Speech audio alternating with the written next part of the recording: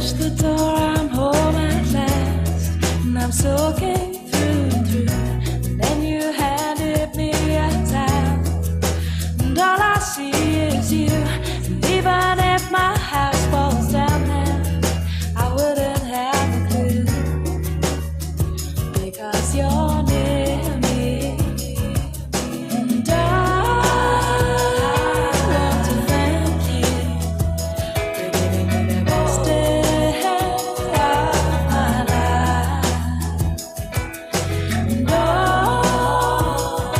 just to be with you is having the best day of my life. And I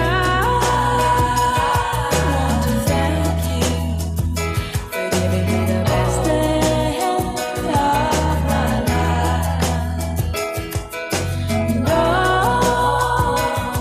just to be with you is having the best day of my life.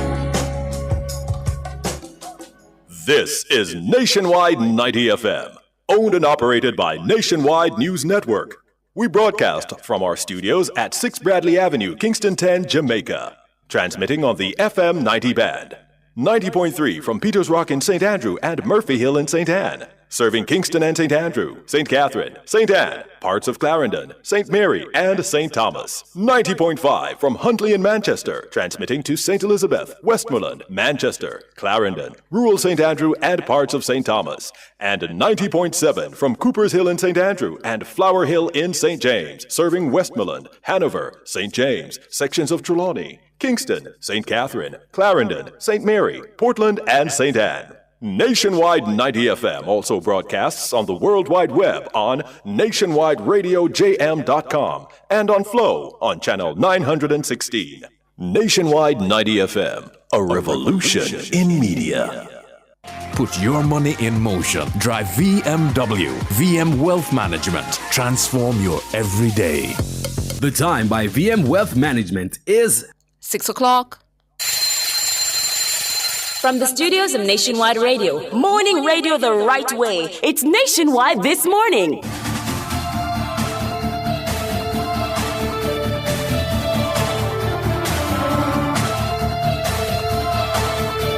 A very good morning to you. I'm Tona Thomas. Coming up in the news at 6 for this morning, Wednesday, July 9, 2025. Westmoreland woman faces several charges after concealing dead body for nearly 2 years. Prime Minister Dr. Andrew Holness calls for restoration of preferential trade access with the United States.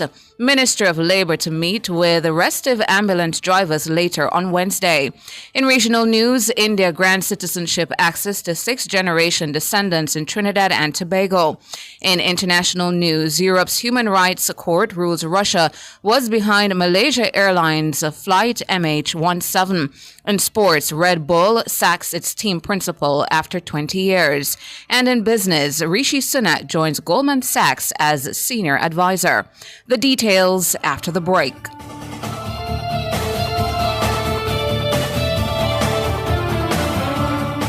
So where you get? The new Popeyes blackened chicken sandwich, my girl. The flavor just hits different.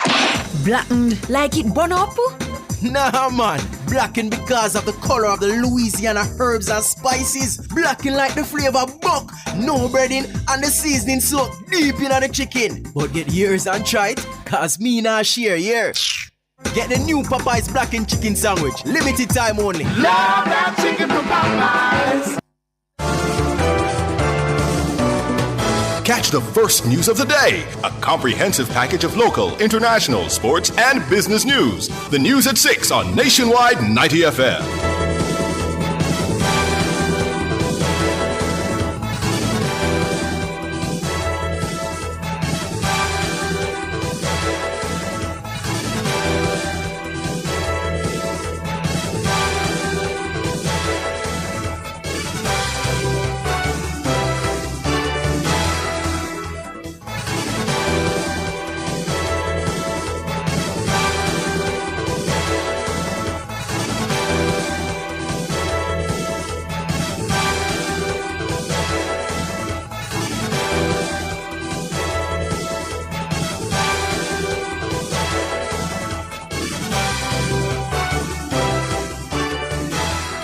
Now to the details. In what the police are describing as a bizarre case, a caregiver is facing several charges after she concealed the dead body of an elderly woman for nearly 2 years. The caregiver is identified as a 54-year-old Gina Robinson. It's reported that the elderly woman, Viola Destin, died on December 10, 2023. However, her body was not found until Sunday at her home in Old Hope District, Little London, Westmoreland. Images seen by Nationwide News shows Miss Destin's mummified remains clad in a house dress lying on its back on a mattress. Miss Destin's age and date of birth are yet to be confirmed. The police say instead of reporting the death, Robinson, who was Miss Destin's live-in caregiver, simply left the body inside the bedroom of the house. A relative of Miss Destin summoned the police on Sunday after becoming suspicious. The scene was processed and the body removed to the morgue. The caregiver is facing charges of failure to report the death of a person, preventing the lawful burial of a corpse, and attempting to pervert the course of justice. Prime Minister Dr. Andrew Holness has called for engagement with the United States to restore preferential trade access for countries in the CARICOM region. He made the call while addressing the Regional Private Sector Breakfast Forum in Montego Bay, St. James on Tuesday. The implementation of a 10% baseline tariff on all imports from CARICOM countries, Trinidad and Guyana may have a slightly elevated structure, represents a significant shift away from decades of preferential access under the Caribbean Basin Initiative. For Jamaica and many others, the CBI has been vital to competitiveness of our agricultural, light manufacturing, and food and beverage exports. Our response must include deepening engagement with the U.S. administration to advocate for the restoration of preferential access. Dr. Holness says the private and public sectors must act in unison to chart the way forward. He noted that currently intra-CARICOM trade remains relatively low at just over 11%, providing significant room to expand. The Prime Minister encouraged the private sector to leverage digital platforms, global trade expos, and new partnerships to drive competitiveness in priority sectors. Dr. Holness outlined several foundational priorities to strengthen CARICOM's resilience, including improved access to finance for micro, small, and medium-sized enterprises, accelerating digital transformation. He says that through stronger intra-regional trade, CARICOM has a better chance of navigating the current uncertain global trade and business environment. Our response must include accelerating intra-regional trade under the CSME to reduce over-dependence on any single market. And I'm pleased to say that we have designated Minister Simmons from Barbados and Minister Johnson Smith from Jamaica to lead a team to review and see how we can remove, without the impact of disruptions of such changes, non-tariff barriers intra-regionally. Prime Minister Dr. Andrew Holness. The Ministry of Labour is set to meet with ambulance drivers employed to the Kingston and St. Andrew Health Department later today in a bid to avoid further industrial action. The drivers staged a sick-out on Monday. Some continued the action on Tuesday. Helene Davis-White is General Secretary of the Jamaica Association of Local Government Officers, JALGO, which represents the drivers. As a result of them reporting sick, contact has been made with the Ministry of Labour in an effort to try and get them back to work as quickly as possible. We are trying to ensure that a meeting takes place by tomorrow morning, and the ministry is endeavoring to ensure that that meeting takes place tomorrow morning, after which we expect that the drivers will be back at work. We don't yet have confirmation of the time for the meeting, but we are assured that a meeting will be arranged for tomorrow morning. Mrs. Davis-White notes that in recent weeks, several categories of public health sector workers have taken industrial action to register their displeasure with remuneration. These include the payment of overtime and the retroactive increments. She says the ambulance drivers want an urgent resolution to their concerns. The drivers in the Kingston and St. Andrew Health Department decided to report sick due to concerns that they have been having regarding non-payment of retroactive increments that were due to have been paid by the end of June, and also the issue of undue delays in overtime payments being made to them, and also the issue of upgrade of drivers in the system. Helene Davis-White, General Secretary for the Jamaica Association of Local Government Officers, JALGO. JALGO is a 5,000-member trade union that represents workers from sectors including local government, health, and education.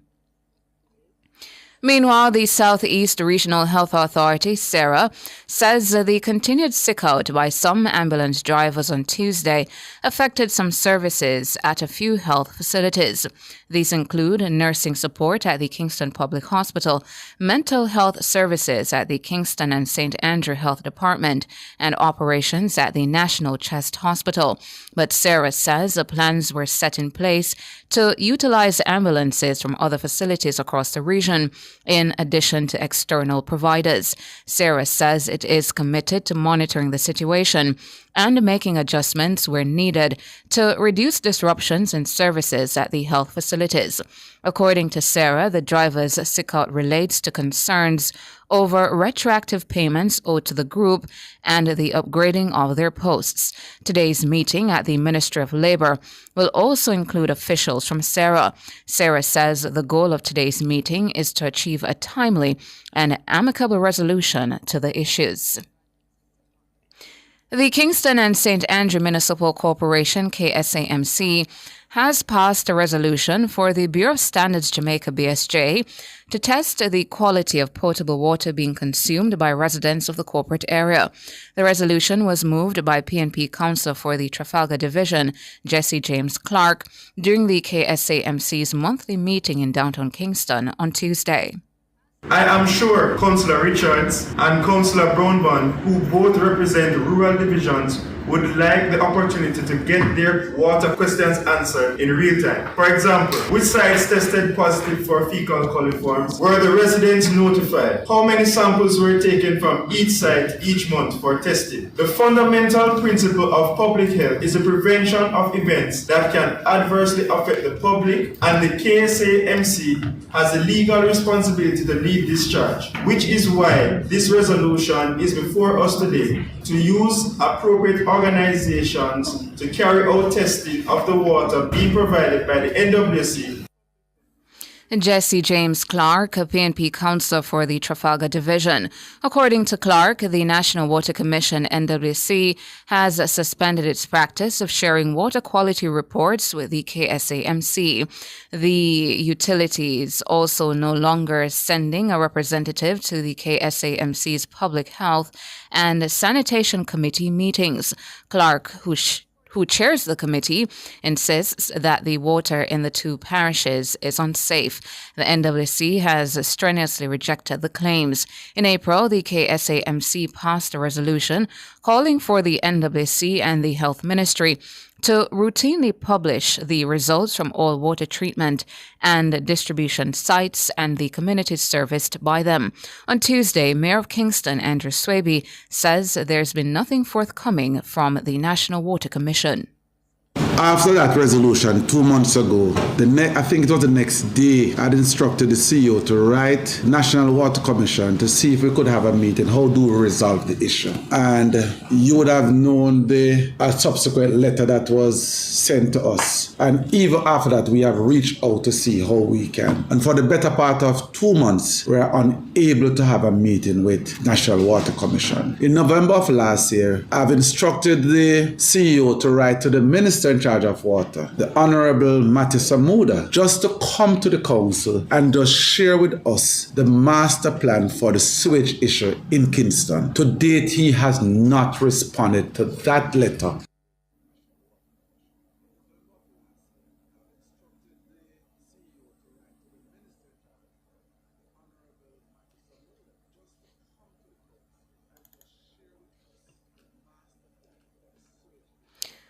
Now, two former caretakers of the Jamaica Progressive Party, JPP, are accusing the organization of failing to pay them for the work they did during its 2020 campaign launch. The allegations come only days after the political party published an expansive manifesto promising to use trillions of dollars to revolutionize the delivery of services to Jamaicans if it forms government. Shaloy Smikle reports. The JPP was formed in July 2020. It's led by Chairman Calvert Everton Thomas and Party President Gilbert Edwards. It will be the minor party's first time contesting a general election, having backed out in 2020. Just last week, the JPP presented a $2 trillion manifesto on how it will transform the country in the next 50 years should it form government. The eye-popping promises include paying off the national debt, abolishing income tax, and forgiving all student loan debts. The JPP says at the heart of its mission are values of righteousness, integrity, and accountability. But those words are being questioned by two individuals who say they were selected to represent the party in 2020. One caretaker, who does not wish to be identified, says she did all the work she was recruited to do. We're given the constituency information with which we would be working. We're also informed after signing the contract, it was a 5-year contract, that we'll be paid X. For this term, we were instructed, all of this was by email, that we should engage a team. We were given job descriptions and we were instructed to train them. And we did that, end up their qualifications and budgets and did analytic work based on the former elections, etc. She says she was eventually fired from the job without getting a dollar. They kept promising that they would be paying. They took bank information and they said they had delays because the money was in the system and they had an account opened at Jamaica National and they had frequent meetings online and keep us up to date. In 2021, they asked persons who were still interested to sign, which I did. Shortly after that, I was called to say that they will not be moving on with me. I wrote them a letter and I said, you have fired me online. Where is my money? And they wrote me letters to say that I didn't do anything. The president's word was, you didn't even lift a straw. Another caretaker says he too was robbed. When they issued the contract, they said till they paid fortnightly, and they still thought the amount that they get fortnightly. Now, next month to the 5 years, they haven't received anything. What was very troubling is that for a political party that represents, you see that God has sent them to deliver the people. If you can't help the people that you actually get to work with you, what can you do it for the wider Jamaica? Shaloy Smikle for Nationwide News. Meanwhile, the Jamaica Progressive Party is rejecting claims it owes some of its former caretakers. In response to a question from our news centre on the matter, the JPP confirmed that individuals were recruited in 2020. But it says that those contracts signed were in preparation for campaign-related work. It says given that the party withdrew from the 2020 general elections before any campaigning commenced, no work was executed under those agreements. As such, it says no payment was made. The JPP says while it understands that some individuals may have felt entitled to compensation based solely on the contracts, payment was explicitly tied to the completion of actual work. It says any claims to the contrary are either based on a misunderstanding or are being advanced with unfortunate malice. The JPP says it remains committed to transparency, accountability, and responsible stewardship of resources. And that's it for the local segment of the news. Up next, regional and international.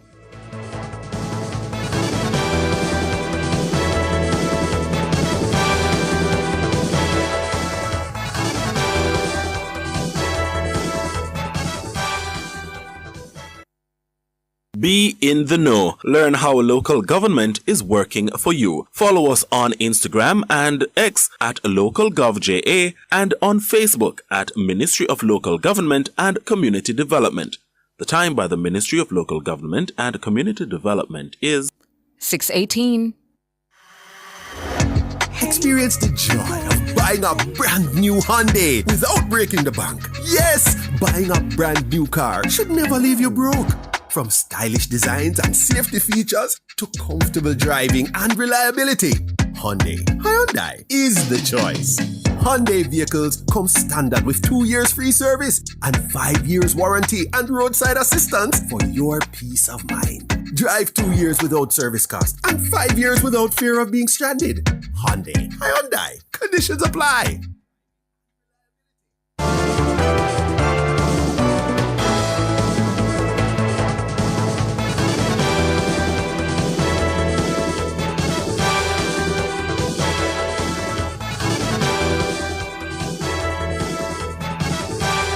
In regional and international news this morning, regional news in Trinidad and Tobago, the country's president, Christine Kangaloo, is questioning whether criticism aimed at her would be as strident if she were a man. The Newsday is reporting that President Kangaloo raised the issue of senators appointed by her as evidence of the gender-influenced bias against her.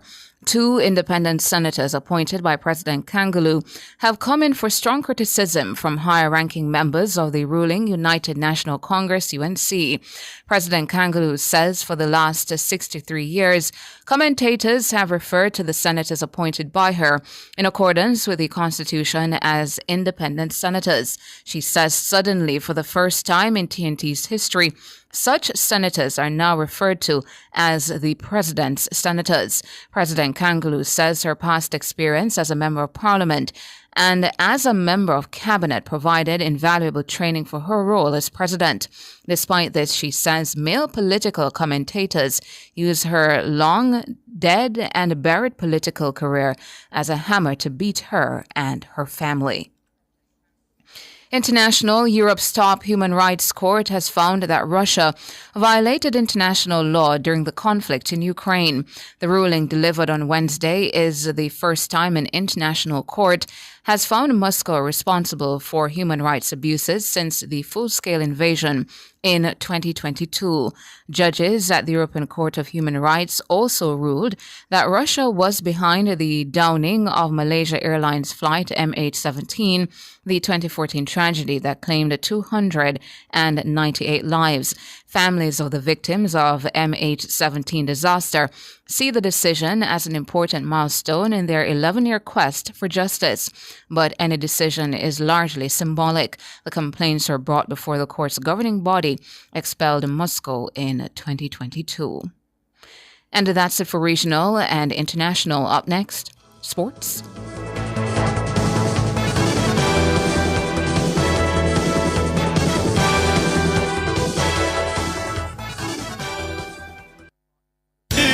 Outperform, outlast, with top performance, Jackama, reliable, full stop, not comma. We have the expertise for drilling and demolition. We have the power tools for plumbers and electrician. Fancy select tools, free parts and free repairs. Free parts, free repairs. 2 to 3 years. Hilton, available at Delta Supply, 106 Hagley Park Road. Call us at 876-302-61124. Delta Supply, we service what we sell. For all your electrical needs, visit ABC Electrical Sales. They stock a wide variety of electrical supplies including plugs, switches, panel boards and conduits, plus energy-saving fixtures. ABC Electrical Sales stocks brands like GE, Siemens, Philips, Cutler Hammer and Allen Bradley. They also offer free island-wide delivery just to suit your needs. Visit them at Shop 8, Hagley Park Plaza, Kingston 10, or call 876-754-3714-5 or 876-754-3825-8.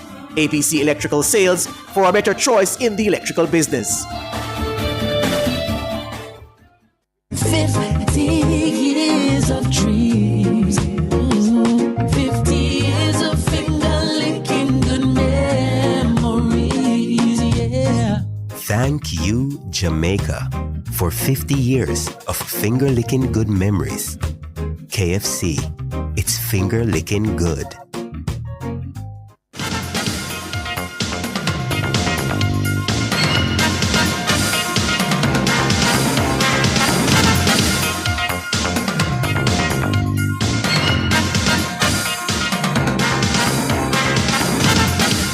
Time now for your morning sports. Red Bull has sacked team principal Christian Horner after 20 years. The 51-year-old has been in charge of the Formula One team since its inception in 2005, leading them to 8 Drivers' Championship and 6 Constructors' Championship titles. The dismissal follows months of declining form for the team and internal disputes at the highest level.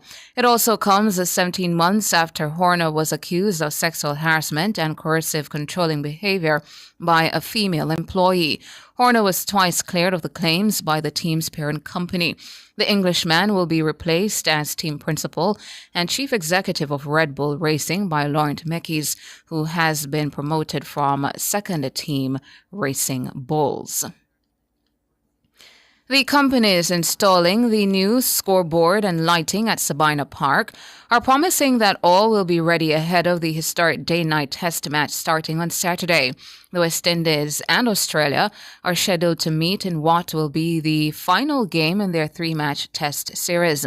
However, there are concerns in some areas that with 3 days to go before the start of the game, the lights and the new scoreboard are not yet operational. Spencer Whittingham, project manager for Citrad Limited, which is in charge of the lights, told Nationwide Sports when we visited the facility on Tuesday that they will deliver well ahead of the game.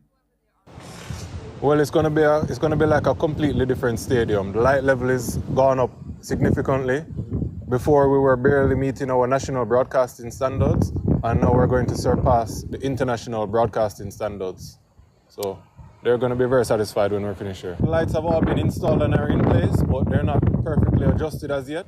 So the light distribution may not be ideal. There may be hot spots. So we're going to be going over that the next 2 days, and by tomorrow evening, everything will be completed regarding the lights. With regards to the scoreboard, which was donated to Jamaica by the government of India at a value of $1 million, project lead Prabhat Rajput of Vulcan AIC of India says the work is almost complete. For the scoreboard, we are almost 90% done, and the networking part is pending. So before the match, which is going to be on 12th actually, so before that we'll be up and running. So most probably tomorrow we'll test it with all the video feeds and all the HD messages and everything on the display, and then we'll be done. Prabhat Rajput, project lead with Vulcan AIC India.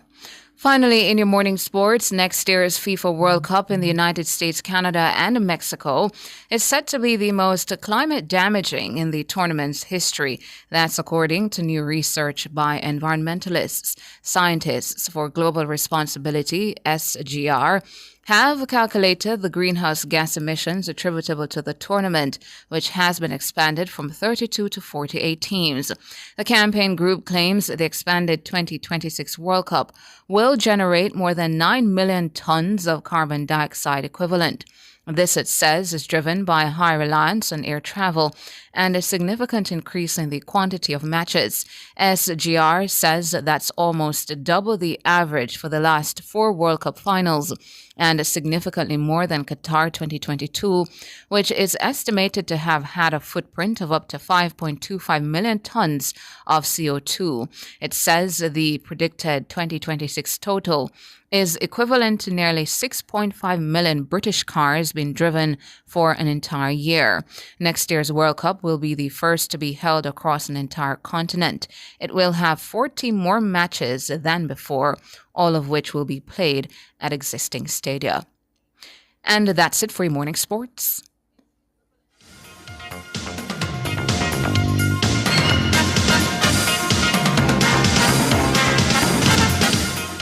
Why rush around town for back-to-school shopping? Nationwide 90 FM is making it easy at our back-to-school fair. Come get your child measured for uniforms, check their shoe size, and purchase essentials right there on the spot. St. James, Hanover, Westmoreland, Trelawney, St. Elizabeth. We've got everything in one place just for you. That's Saturday, July 26, 10 a.m. to 6 p.m. at Harmony Beach Park, Montego Bay. The nationwide 90 FM Back to School Fair.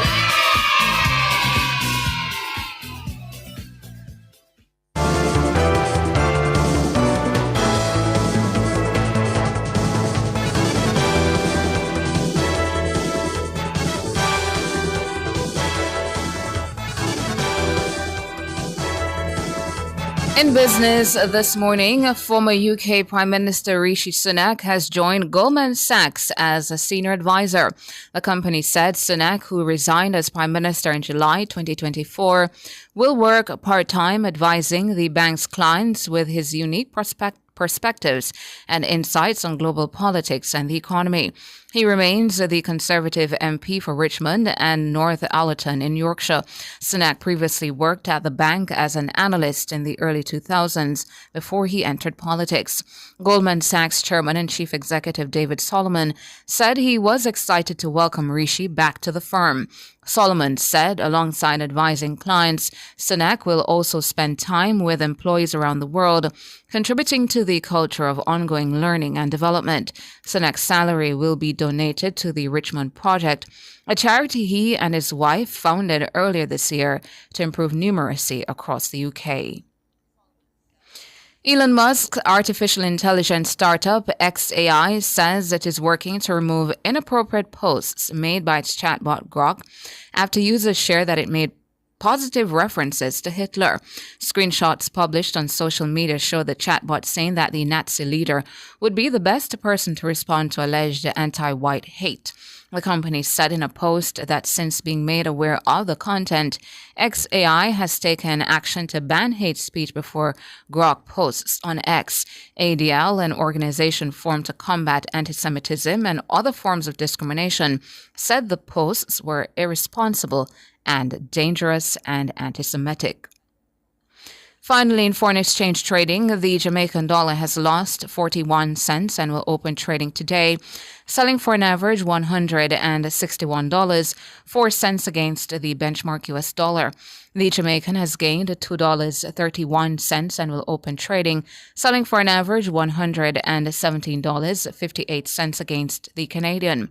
And finally, the Jamaican has lost $1.63 and will open trading, selling for an average $218.97 against the British pound. That's it for business this morning.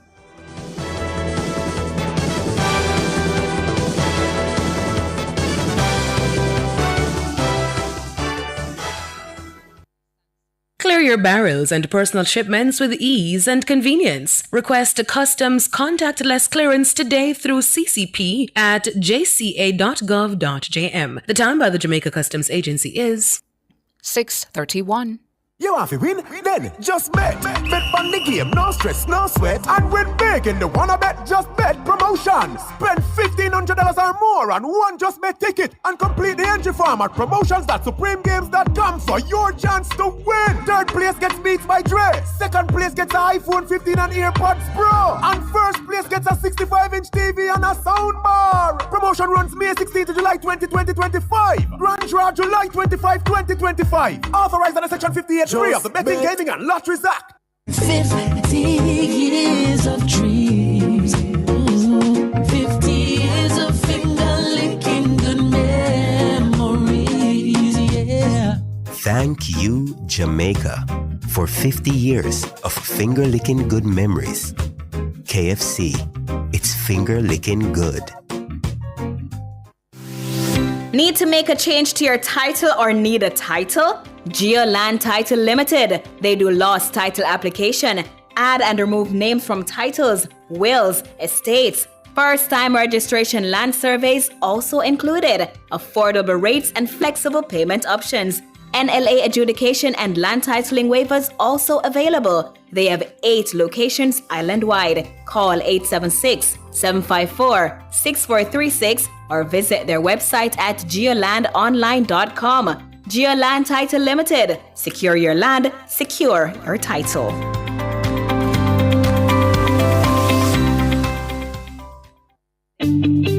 Teach your kids smart money habits starting now. Open a student saving account on the spot. Enjoy financial literacy games and get budgeting tips just in time for the new school year. It's all at the nationwide 90FM Back to School Fair, where families get real value. Saturday, July 26, 10 a.m. to 6 p.m. at Harmony Beach Park, Montego Bay. It's the nationwide 90FM Back to School Fair.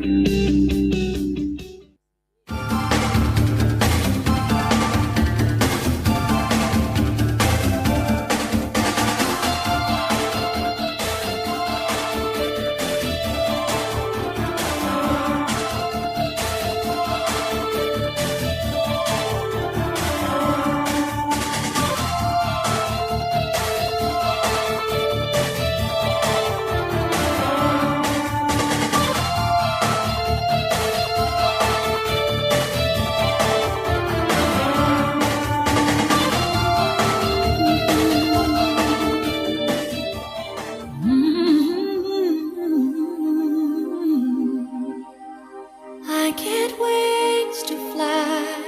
Oh, I'm alive.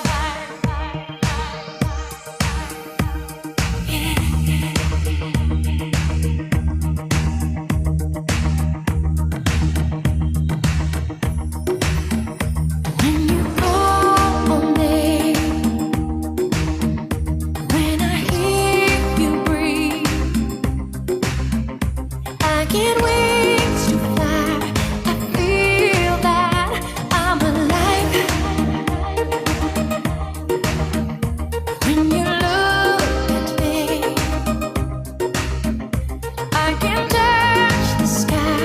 I know that I'm alive.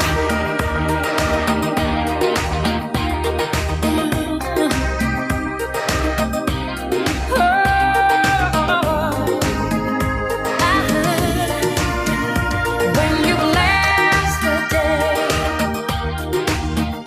I just drift away. All my worries die. I'm glad that I'm alive. A very good morning to you. Good morning to you. You're tuned in to Nationwide this morning. Thank you so much for coming on over and joining us this Wednesday morning. It is Wednesday, July 9, 2025. Happy to have all of you coming on over and joining us. I'm Tawna Thomas. Good morning, Tawna. Good morning, listeners. Good My name is morning. George. Good morning. Good morning. Yeah, smile. Which is good. Which is good. Yeah. I haven't seen Latoya in the chat yet, which says to ball out George. Yeah? Yeah. I She saw late. somebody calling you Unc though. Or Uncle. That's fine. Yeah, at that stage of life, you know. You know what I mean? I've been everywhere. I'm to get to old man George, which is to come. Yes. And to earth around, you should be happy if you get there. You understand? Absolutely. Absolutely. Yeah. That's officially fine. Unc. You know what I mean? We've been everything. Whippersnapper to know. Mhm. Listeners, good morning again. Good morning, viewers. This morning, we talk about common sense. Common sense and an acceptance of the practicalities of life. And from a political perspective, we talk about politicians who are in touch with the people, who have their finger on the pulse of what the public wants, and then retire to craft the best approach to delivering on those wants. Also finding out what people need and seeing how best they can meet people, even halfway, with what they need. This quarrel over buses has to, again, get the treatment this morning from us. Tawna did a fantastic take yesterday. Vaz had his demonstration and his press conference yesterday. PNP issued a statement yesterday as well. But the implications of the points raised in opposition to the bus service, I believe it shows leadership at its worst. It underscores political unintelligence. It underlines how some people can be representing people for so long and yet be out of touch. Given the pronouncements coming from the weekend, a stranger would have thought that the proposal for a rural school bus service program, as put on the table by the government, and more than that, put in train because phase 1 is well underway, that it was some idiot overnight proposal hashed out on the sidelines, written on the back of a piece of paper. You go up on a platform, you're forced to speak, and you just reel off some things. You'd have thought that is what it was, rather than what it is. As I said, something that we've been told is phased, and we're seeing phase 1. We've seen evidence of the buses coming. So the promise for phase 2, we hold that promise, and we expect that promise to be delivered because we see the units of the promised delivery with our own eyes. So after they lost their collective minds on the weekend, and it is commentary of like this, of course, that make people say, oh, you're supporting the ruling party. Rubbish. Our job is to call out nonsense when we hear it. Our job is to use this segment of the show, the opinionated segment, to say what we think. Otherwise, we interview people, and some of you are not smart enough to know the difference between when you're interviewing someone as opposed to when you're giving your opinion on something. Yeah? But anyway, the loss of collective minds on the weekend and the statements by men that are now a matter of public record and which can't be walked back, and the burning of bridges with certain people who may have been sympathetic to your overall message and your approach before, but hearing you disgrace your intellect and your position with the war you waged on a bus program, with the crowning statement being from one of the wealthiest men in the country that I would not let my pitney travel upon them bus day. What a condition. As if it is ever possible that any of your children could travel on a public school bus. So this morning, I looked back at the PNP statement before the minister's press conference yesterday, trying to weasel themselves back into public favor on this matter, trying to, as they say in the streets, fight back for the forward where them lose over the weekend, because it was the forward. What do I mean by the forward? The reaction of the masses on the weekend as idiotic statement after idiotic statement was made about the buses. And the people really, hey, forward them and get the reaction from the crowd. I believe that that's what pushed them to say some of the things that were said about the buses. And now you're trying to fight back for the public acclaim in a different way when it has become very obvious that you got it wrong. That the criticism was so wrong that even the most ardent comrade, and I've watched and I've listened to and looked at chats on various platforms, even the most strident comrade who has an answer for everything is struggling, droning to justify the position that their party has taken about these school buses. So reading the statement issued by Michael Phillips, and poor Michael, he always finds himself in the position of leaders more senior to him in the PNP doing things and saying things. And then he has to come with a statement to try and do damage control. Poor soul, what a burden to carry. His statement on Tuesday. The PNP reaffirms its support for the implementation of a comprehensive rural school transport system that ensures students can travel to and from school safely, reliably, and with dignity. Hello? The PNP reaffirmed its support. Where did it affirm the support before this statement yesterday? Tell me, in all of what was said on the weekend, where was the affirmation of that support to support your statement on Tuesday that the PNP is reaffirming this support? You're not writing for fools. You know how to talk to people who don't. So we know what words mean. It's our trade. To reaffirm your support for something, obviously, you don't need to be a scholar to figure this one out. You'd have had to affirm it or to establish it before. And you're reaffirming it now. Tuesday's statement reaffirms nothing of the sort because there was no affirmation for this thing before Tuesday. The statement continues. The party maintains, however, that such a system must be grounded in safety, operational efficiency, and with specifications suitability to the Jamaican terrain for long-term sustainability. You call that word salad. The current government initiative, which involves the importation of decommissioned buses for use on rural routes, raises serious questions on all three fronts. So the three fronts: safety, operational efficiency, and with specifications suitable, should have been suitable, but statements of suitability, to the Jamaican terrain for long-term sustainability. Lofty goals the PNP is imposing. All right, fine.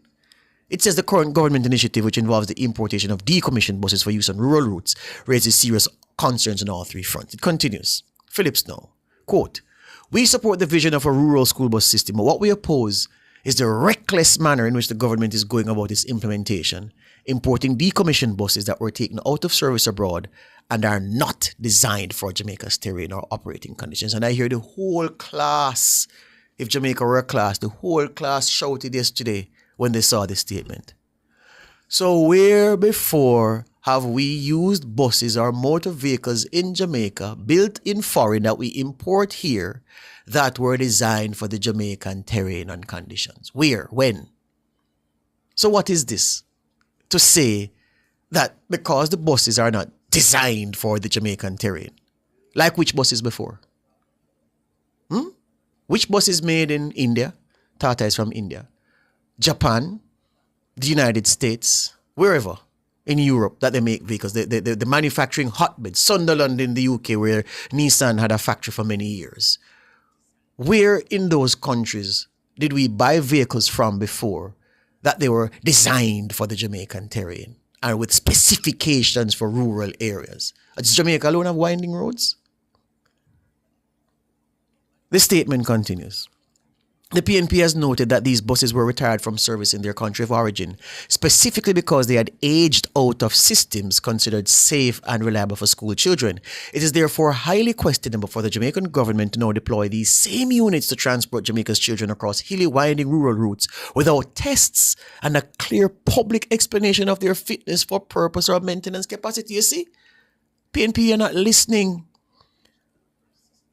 The pilot phase of this program, which not one stakeholder has raised any concern about. Initially, there was a concern about, the timeliness because the bus wasn't on time, wasn't able to deliver the students to school on time.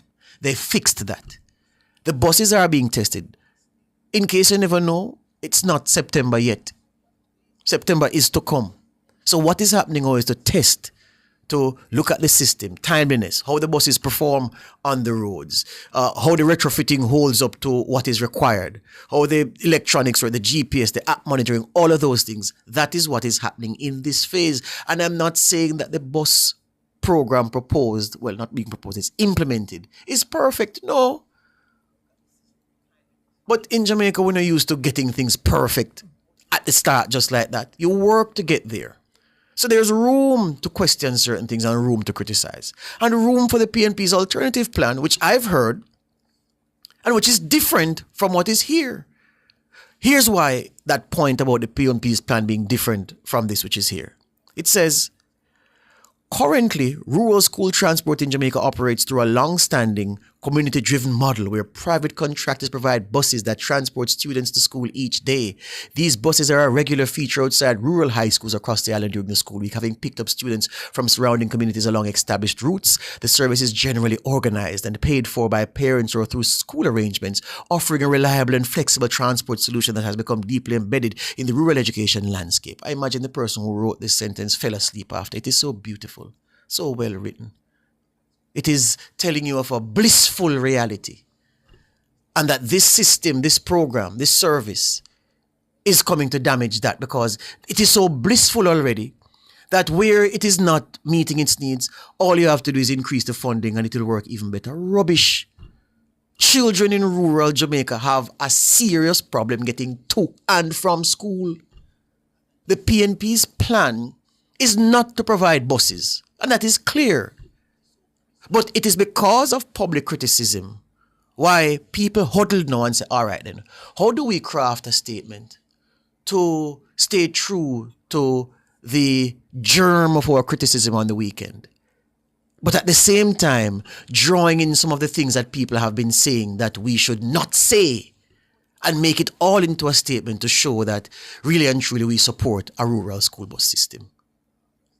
When your spiel on the weekend was that you do not support a rural school bus system, you're going to give the money to families who are not on path. 20,000 you said. That's not the PNP's plan. A rural school bus system is not the PNP's plan. A rural school bus system is the JLP's plan. And it is up to the people to determine which plan is better.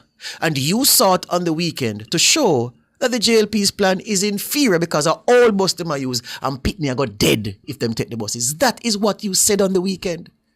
So where this Tuesday statement come from? This flowery statement, brilliantly worded, drizzled in honey and caramel.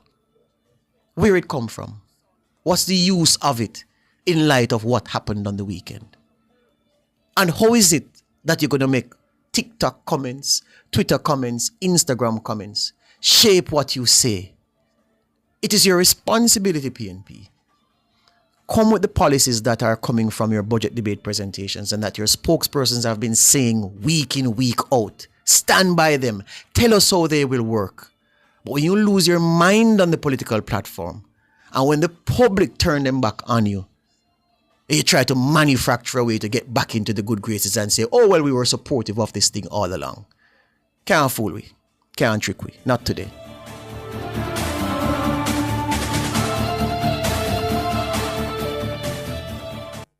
It's This Morning on Nationwide 90 FM. The time is 6:50. JPS and Partners Cooperative Credit Union offers financial solutions for every stage in your life: savings, auto loans, mortgages, and more. The Temperature by JPS and Partners Cooperative Credit Union, your financial partner for life, is 28 degrees Celsius in Kingston, 26 degrees Celsius in Montego Bay, 22 degrees Celsius in Mandeville. Looking for superior quality transportation from an international award-winning provider? Well, look no further. Choose Island Car Rentals, Jamaica's leading car rental company, setting the standard for ground transportation in Jamaica. For over 50 years, Island Car Rentals has been your trusted partner for reliable, top-quality vehicles. But we're more than just a car rental company. Need an airport transfer at any hour? Heading out of town and want to travel in style with a private chauffeur? Need a truck to rent for business or personal use? Or maybe you need a customized shuttle or tour for a large or a small group. Whatever your transportation need, Island Car Rentals has you covered. Call us today at 876-926-8012 or 876-929-5875 or visit www.islandcarrentals.com to book your next trip. Because Island people take better care of you. Don't fall victim to deepfakes. Watch out. Protect yourself. What is that For on more my TV? information, visit broadcastingcommission.org or Here, scan baby. the QR code on screen. Deepfake. No deepfake can't catch me. Junior, you know say AI can make something will look and sound just like you? One day Junior get a voice note from her granny. Say the food done, the medication done, and she need money urgently. Need money urgently? But Miss Pat no like ask people for things. And as so comes, Junie get suspicious. So what she do? She asks the neighbor to go check pan her. Junior, the lady quite alright over there make her Sunday dinner. So the voice note a deepfake? Yes, my love. Come, your food ready. Right now it look like we have to outsmart the AI. But wait, I really want dege dumpling you give me. Me I wonder if AI can make one deep fake dumpling for you. To learn more about deepfakes, visit www.broadcastingcommission.org. 50 years of dreams. 50 years of finger-licking good memories, yeah. Thank you, Jamaica, for 50 years of finger-licking good memories. KFC, it's finger-licking good.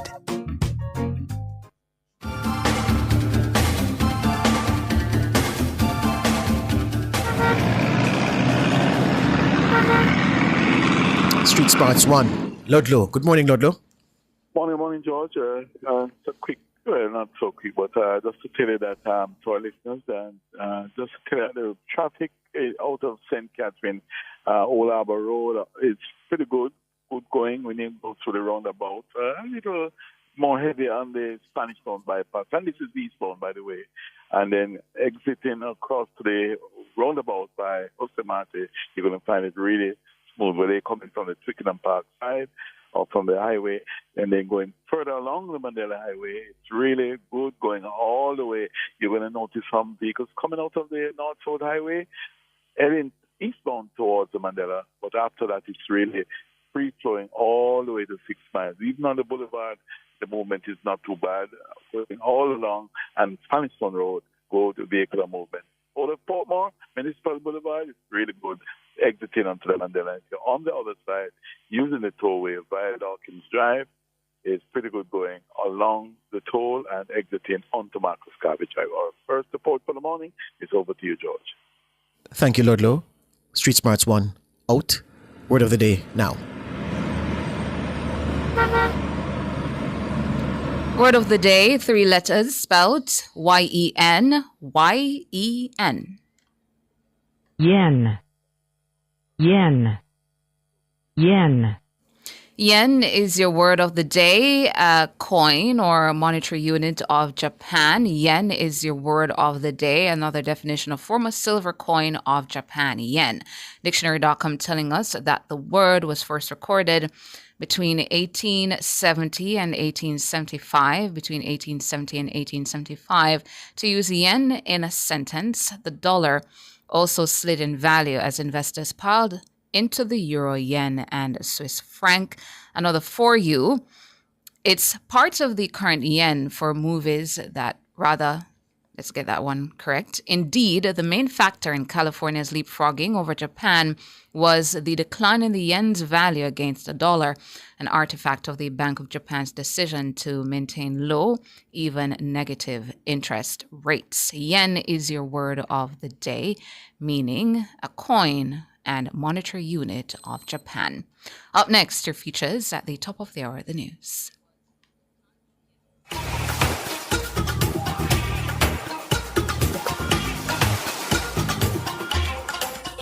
People aren't the only ones who can get heat stroke. Our canine companions can be hit with this serious condition too. In Pets World today, we'll delve into how to prevent heat stroke in your dog. Heat stroke is a big risk during warm and hot weather. Remember that your dog is always wearing a fur coat and they are usually warmer than you are. A temperature that seems only a little warm to a person can be too hot for a dog. Add to that the fact that dogs at dog gatherings are often active and playing, and the heat could become deadly for your dog. Short-nosed breeds such as pugs, Boston Terriers, Boxers, Bulldogs are more prone to heat stroke and breathing problems because they don't pant as effectively as breeds with normal length noses. This infomercial for WebMD outlines the signs, symptoms, and treatment of heat stroke in dogs. Your dog thinks you're cool, so return the kindness and protect him from the heat. Canines can get heat stroke too, and just like with people, it can be deadly. The best thing you can do? Take simple steps to prevent it. When the weather turns really hot or humid, save walks and other outdoor exercise for early mornings and evenings when the sun is low. Make sure cool water and shade are always within paw's reach, and never leave your pal alone in a parked car when it's hot out. That can be dangerous even if you keep the windows open.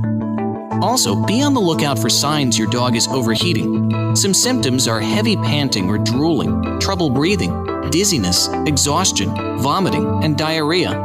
Act fast if you notice signs like those. Move your dog into the shade. Wrap him in towels soaked with lukewarm water, and crank up the fan if you're near one. It may also help to place cotton balls drenched in rubbing alcohol on your dog's paw pads and belly. Just don't let him lick them. Then call the vet. She can tell you if your dog may need IV fluids, medications, or other treatments. Keep your buddy cool, and you can stop scares like these before they start. If you suspect that your dog is suffering from heat stroke, transport the dog to a veterinarian immediately, because heat stroke can rapidly become deadly. That's it for Pets World. Until next time.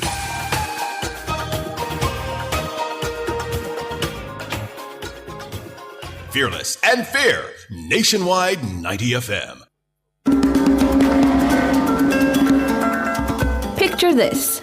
You're waiting in line to buy tickets and you want to do something to pass the time. So what do? Some would choose to go on their phone while others would try to strike up a conversation. But what is proper etiquette while you're waiting in a long line? I'm Tana, and the Lifestyle Pages starts now. Here are some basic rules for chatting with people while waiting in a line.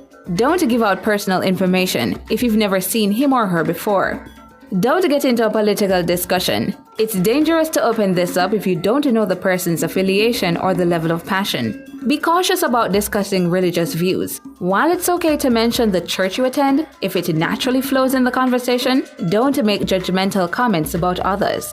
Don't call a stranger by an intimate name. It might be normal for you to address everyone as dear, sweetie, or darling, but it might make someone who isn't used to it feel uncomfortable.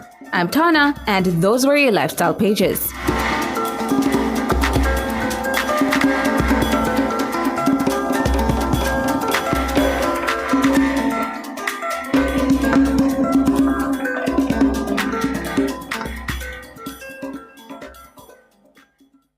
Nationwide 90 FM, continuing the tradition of fair, fearless, and factual reporting. Jamaica, let's make road safety a priority. Slow down, stay focused. Remember, every life matters. The time brought to you by the JIS is... News time, 7 o'clock. If you need to build it, plumb it, weld it, pave it, or power it, National Supply has it. Get the best brands for the job at Jamaica's Industrial Hardware Superstore, Kingston or Bay. The temperature by National Supply is 28 degrees Celsius in Kingston, 26 degrees Celsius in Montego Bay, 22 degrees Celsius in Mandeville. The most credible news in the morning. The news at 7 on Nationwide 90 FM. Coming up in the news at 7 this morning, Wednesday, July 9, 2025, Westmoreland woman faces several charges after concealing dead body for nearly 2 years. The Prime Minister calls for restoration of preferential trade access with the United States. The Labour Ministry to meet with restive ambulance drivers later on Wednesday. And in international news, Europe's Human Rights Court rules Russia was behind Malaysia Airlines flight MH17 bombing.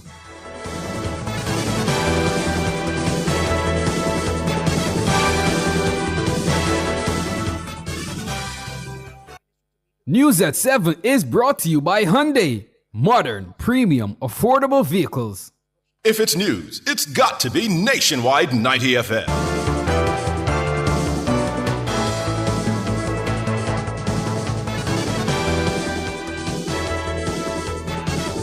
Now to the details. In what the police are describing as a bizarre case, a caregiver is facing several charges after she concealed the dead body of an elderly woman for nearly 2 years. The caregiver has been identified as 54-year-old Gina Robinson. It's reported that the elderly woman, Viola Destin, died on December 10, 2023. However, her body was not found until Sunday at her home in Old Hope District, Little London in Westmoreland. Images seen by our news centre show Miss Destin's mummified remains, clad in a house dress, lying on its back on a mattress. Miss Destin's age and the date of birth are yet to be confirmed. The police say instead of reporting the death, Gina Robinson, who was Miss Destin's living caregiver, simply left the body inside the bedroom of the house. A relative of Miss Destin summoned the police on Sunday after becoming suspicious. The scene was processed and the body removed to the morgue. The caregiver is facing charges of failure to report the death of a person, preventing the lawful burial of a corpse, and attempting to pervert the course of justice. Prime Minister Dr. Andrew Holness has called for engagement with the United States to restore preferential trade access for countries in the CARICOM region. He made the call while addressing the Regional Private Sector Breakfast Forum in Montego Bay, St. James on Tuesday. The implementation of a 10% baseline tariff on all imports from CARICOM countries, Trinidad and Guyana may have a slightly elevated structure, represents a significant shift away from decades of preferential access under the Caribbean Basin Initiative. For Jamaica and many others, the CBI has been vital to competitiveness of our agricultural, light manufacturing, and food and beverage exports. Our response must include deepening engagement with the U.S. administration to advocate for the restoration of preferential access. Dr. Holness says the private and public sectors must act in unison to chart the way forward. He noted that currently intra-CARICOM trade remains relatively low at just over 11%, providing significant room to expand. The Prime Minister encouraged the private sector to leverage digital platforms, global trade expos, and new partnerships to drive competitiveness in priority sectors. He outlined several foundational priorities to strengthen CARICOM's resilience, including improved access to finance for micro, small and medium-sized enterprises and accelerating digital transformation. He says through stronger intra-regional trade, CARICOM stands a better chance of navigating the current uncertain global trade and business environment. Our response must include accelerating intra-regional trade under the CSME to reduce over-dependence on any single market. And I'm pleased to say that we have designated Minister Simmons from Barbados and Minister Johnson Smith from Jamaica to lead a team to review and see how we can remove, without the impact of disruptions of such changes, non-tariff barriers intra-regionally. Prime Minister Dr. Andrew Holness. The Ministry of Labour is set to meet with ambulance drivers employed to the Kingston and St. Andrew Health Department later on Wednesday in a bid to avoid further industrial action. The drivers staged a sick-out on Monday, and some continued the action on Tuesday. Helene Davis-White is General Secretary of the Jamaica Association of Local Government Officers, JALGO, which represents the drivers. As a result of them reporting sick, contact has been made with the Ministry of Labour in an effort to try and get them back to work as quickly as possible. We are trying to ensure that a meeting takes place by tomorrow morning, and the ministry is endeavoring to ensure that that meeting takes place tomorrow morning, after which we expect that the drivers will be back at work. We don't yet have confirmation of the time for the meeting, but we are assured that a meeting will be arranged for tomorrow morning. Mrs. Davis-White notes that in recent weeks, several categories of public health sector workers have taken industrial action to register their displeasure with remuneration. These include the payment of overtime and retroactive increments. She says the ambulance drivers want an urgent resolution to the issues. The drivers in the Kingston and St. Andrew Health Department decided to report sick due to concerns that they have been having regarding non-payment of retroactive increments that were due to have been paid by the end of June, and also the issue of undue delays in overtime payments being made to them, and also the issue of upgrade of drivers in the system. Helene Davis-White, General Secretary of JALGO. JALGO is a 5,000-member strong trade union that represents workers from sectors including local government, health, and education. Meanwhile, the Southeast Regional Health Authority, SARA, says the continued sick-out by some ambulance drivers on Tuesday affected some services at a few health facilities. These include nursing support at Kingston Public Hospital, mental health services at the Kingston and St. Andrew Health Department, and operations at National Chest Hospital. But Sarah says plans were in place to utilize ambulances from other facilities across the region in addition to external providers. Sarah says it is committed to monitoring the situation and making adjustments where needed to reduce disruptions in services at the health facilities. It says the sick-out by the drivers relates to concerns over retroactive payments owed to the group and the upgrading of some posts. Two former caretakers of the Jamaica Progressive Party, JPP, are accusing the organization of failing to pay them for work they did during its 2020 campaign launch. The allegations come only days after the political party published an expansive manifesto promising to use trillions of dollars to revolutionize the delivery of services to Jamaicans if it forms government. Shalois Michael reports. The JPP was formed in July 2020. It's led by Chairman Calvert Everton Thomas and Party President Gilbert Edwards.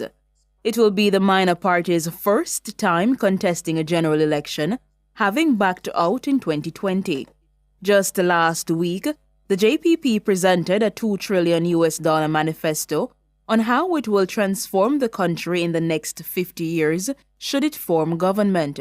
The eye-popping promises include paying off the national debt, abolishing income tax, and forgiving all student loan debts. The JPP says at the heart of its mission are values of righteousness, integrity, and accountability. But those words are being questioned by two individuals who say they were selected to represent the party in 2020. One caretaker, who does not wish to be identified, says she did all the work she was recruited to do. We're given the constituency information with which we would be working. We're also informed after signing the contract, it was a 5-year contract, that we'll be paid X. For this term, we were instructed, all of this was by email, that we should engage a team. We were given job descriptions and we were instructed to train them. And we did that, end up their qualifications and budgets, and did analytic work based on the former elections, etc. She says she was eventually fired from the job without getting $1. They kept promising that they would be paying. They took bank information and they said they had delays because the money was in the system and they had an account opened at Jamaica National and they had frequent meetings online and keep us up to date. In 2021, they asked persons who were still interested to sign, which I did. Shortly after that, I was called to say that they will not be moving on with me. I wrote them a letter and I said, you have fired me online. Where is my money? And they wrote me letters to say that I didn't do anything. The president's word was, you didn't even lift a straw. Another caretaker says he too was robbed.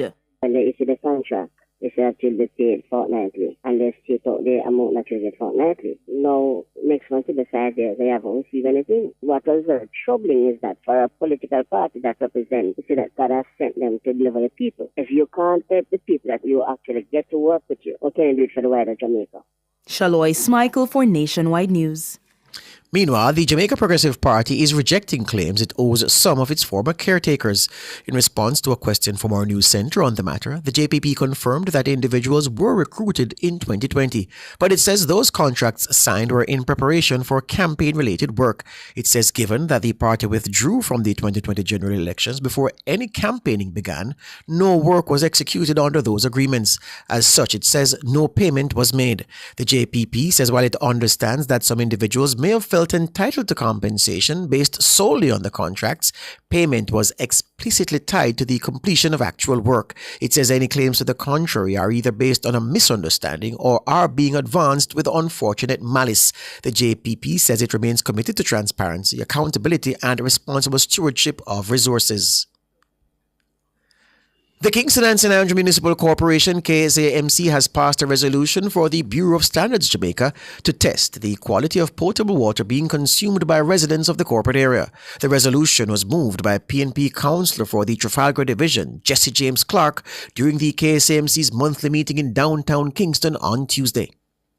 I am sure Councillor Richards and Councillor Brownband, who both represent rural divisions, would like the opportunity to get their water questions answered in real time. For example, which sites tested positive for fecal coliforms? Were the residents notified? How many samples were taken from each site each month for testing? The fundamental principle of public health is the prevention of events that can adversely affect the public, and the KSAMC has the legal responsibility to lead this charge, which is why this resolution is before us today, to use appropriate organizations to carry out testing of the water being provided by the NWC.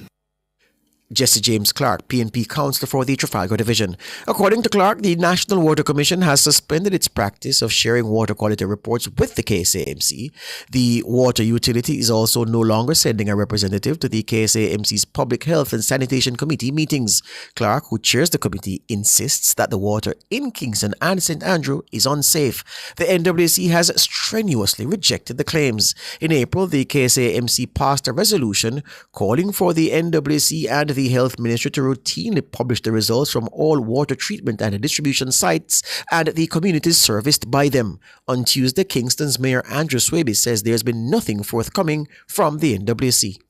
After that resolution 2 months ago, I think it was the next day, I'd instructed the CEO to write National Water Commission to see if we could have a meeting. How do we resolve the issue? And you would have known a subsequent letter that was sent to us. And even after that, we have reached out to see how we can. And for the better part of 2 months, we are unable to have a meeting with National Water Commission. In November of last year, I've instructed the CEO to write to the Minister in charge of water, the Honorable Matthew Samuda, just to come to the council and just share with us the master plan for the sewage issue in Kingston. To date, he has not responded to that letter.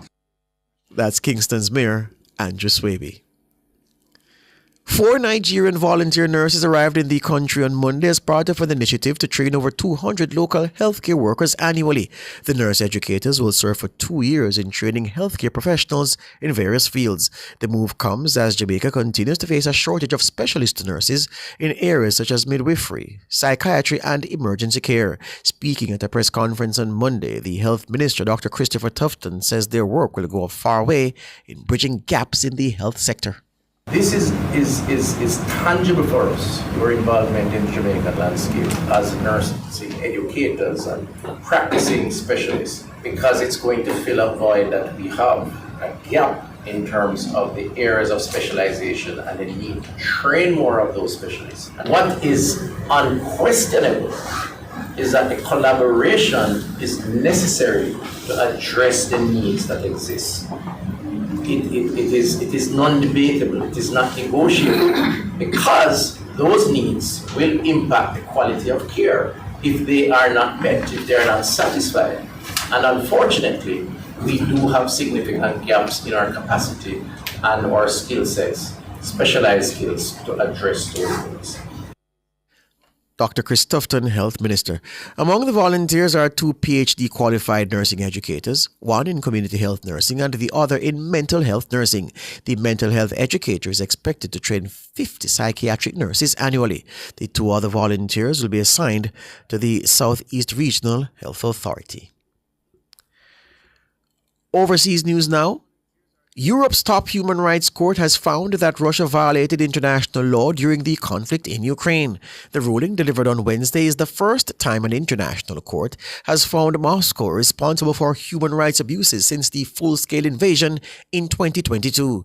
Judges at the European Court of Human Rights in Strasbourg also ruled that Russia was behind the downing of Malaysian Airlines flight MH17, the 2014 tragedy that killed 298 people. Families of the victims of the MH17 disaster see the decision as an important milestone in their 11-year quest for justice.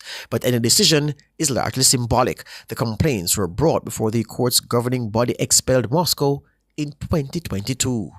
That's the news.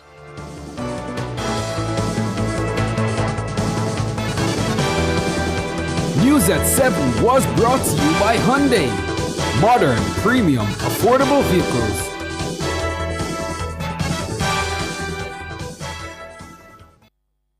Sign up for the JN Money Card. It's safe, convenient, and free.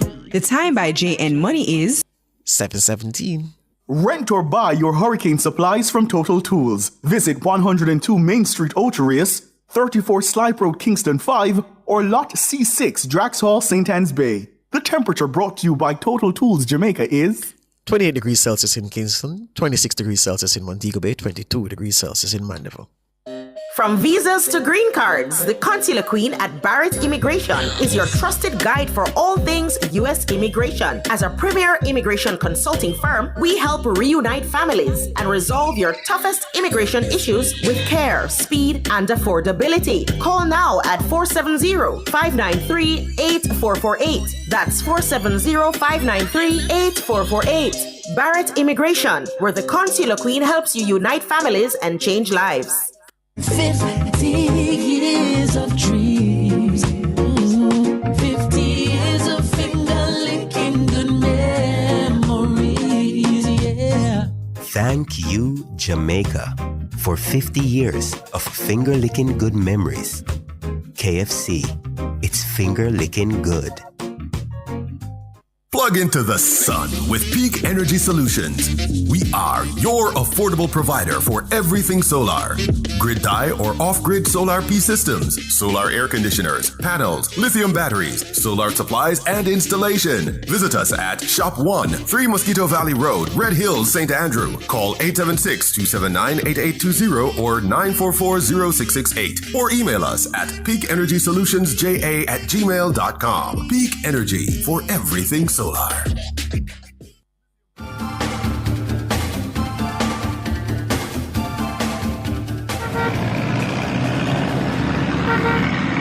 Time now for Street Smarts 2 with Ludlow McLean. Good morning again, Ludlow. Morning again, George. To our listeners, our transport investors and stakeholders, morning, drivers, passengers, and then Maxfield Avenue, northbound, heading up to Eastwood Park Road, quite busy, quite active at this time, especially once you leave Russell Road, going past Linus Road, going up. You'll also find good vehicle movement along Linus Road, Beechwood Avenue, a little bit busy, heading up towards Half a Tree Road, but Linus Road going further out, going past Russell Road and heading towards Tudor One Boulevard. That's good vehicle movement. Crossroads already is busy, but you can make your way through Crossroads. No major delays there. And I should also say, if you're in the Half a Tree area, it was getting busier, especially if you're trying to make it onto South Oden Avenue and then going down to Half a Tree Road. So there we go, our second report for the morning. And as usual, we always urge you to lane properly, especially when you're using those dual carriageways. You keep on the left.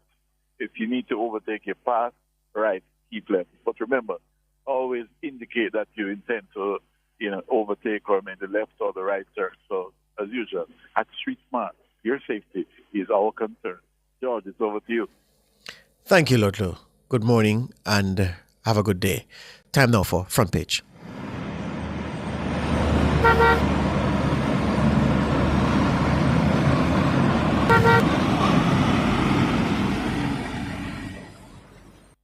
Front Page is brought to you today by ABC Electrical Sales, for a better choice in the electrical business. For all your electrical needs, visit ABC Electrical Sales. They stock a wide variety of electrical supplies, including plugs, switches, panel boards, and conduits, plus energy-saving fixtures. ABC Electrical Sales stocks brands like GE, Siemens, Philips, Cutler Hammer, and Allen Bradley. They also offer free island-wide delivery just to suit your needs. Visit them at Shop 8, Hagley Park Plaza, Kingston 10, or call 876-754-3714-5 or 876-754-3825-8. ABC Electrical Sales, for a better choice in the electrical business.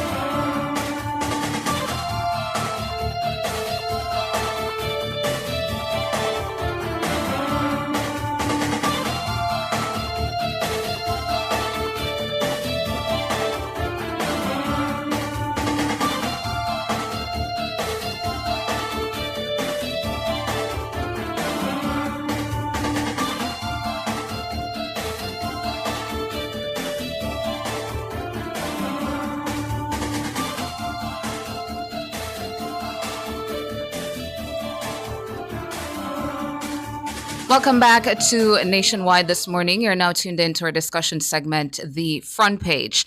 Now, the Jamaica Progressive Party, JPP, is promising an ambitious $2 trillion agenda to transform the country in 50 years. The manifesto proposes to pay off the national debt, abolish income tax, and pay off all student loans. It's an ambitious and sweeping proposal to fundamentally reshape Jamaica's economy, governance, and national security under what has been branded as a humanitarian government. Mahira Stewart tells us more.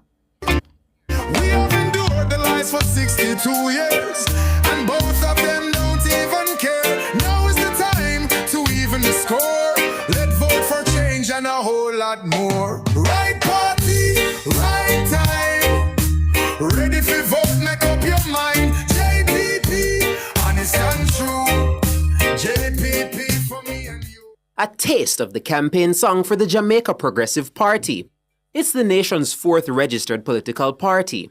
It's seeking to contest the upcoming general election alongside the JLP, the PNP, and the UIC. The party is headed by Chairman Calvert Everton Thomas and Party President Gilbert Edwards. It's the first of the registered parties to put forward a manifesto. The document runs for more than 100 pages and has some eye-popping promises. JPP has called for a parliamentary vote, followed by a national referendum to reclassify Jamaica's system of governance as a humanitarian government. Central to this restructuring would be a new constitution focused on education, health, family, and public safety. At the core of the JPP's plan is a massive $2 trillion transformation agenda backed by what the party says is secured long-term financing and a $60 billion reserve fund over the next 50 years. For its first 365 days and beyond, JPP outlines a vision to break from the past and liberate Jamaica from foreign debt and dependency.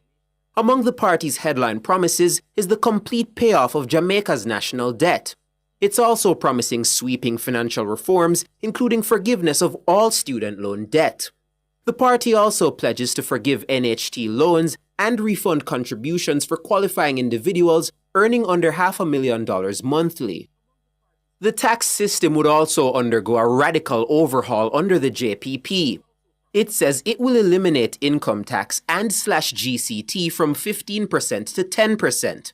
It's also proposing a 1% water tax on personal and corporate income, which would replace monthly water bills, with JPP describing water as a basic human right. The JPP says corporations would face an 18% tax rate if they retain at least 70% of their earnings in Jamaica, or 38% if they fail to comply.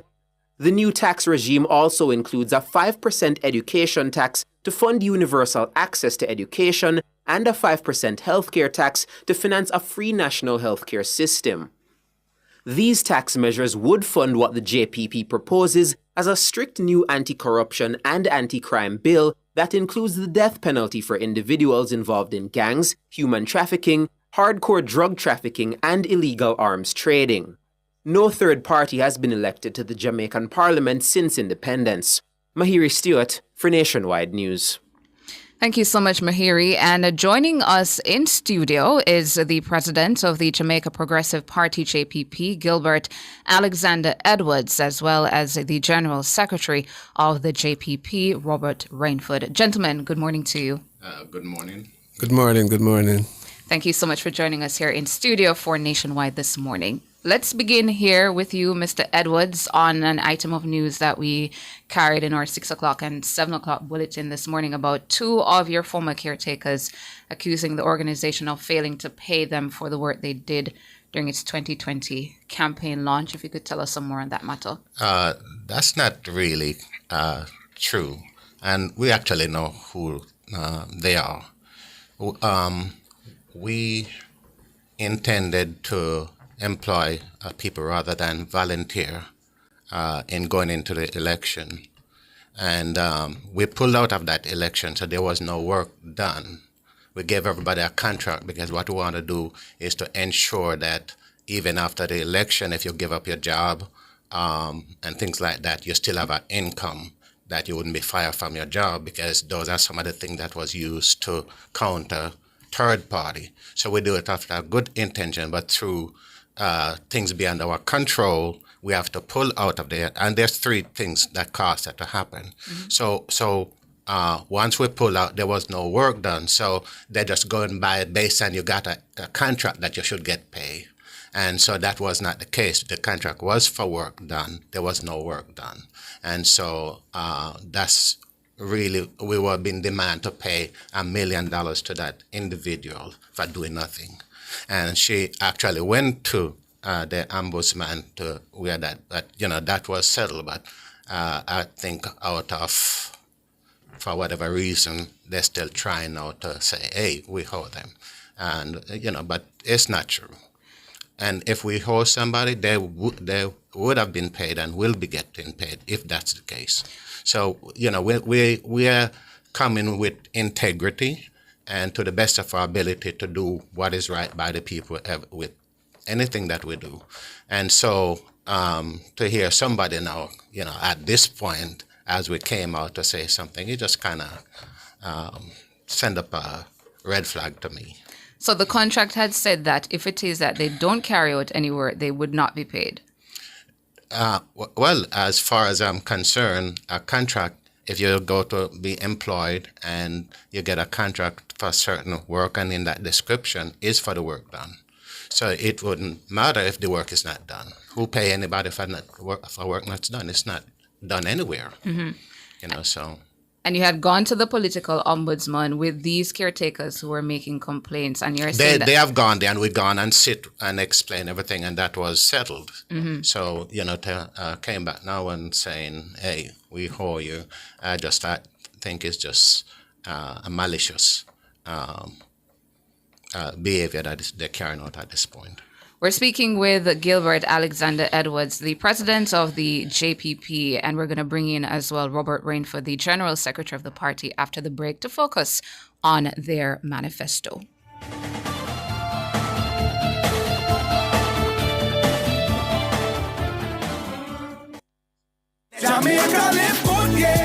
Give up every illegal gun. Call the police at 119 or Crime Stop at 311. The time by the Ministry of National Security is 7:31.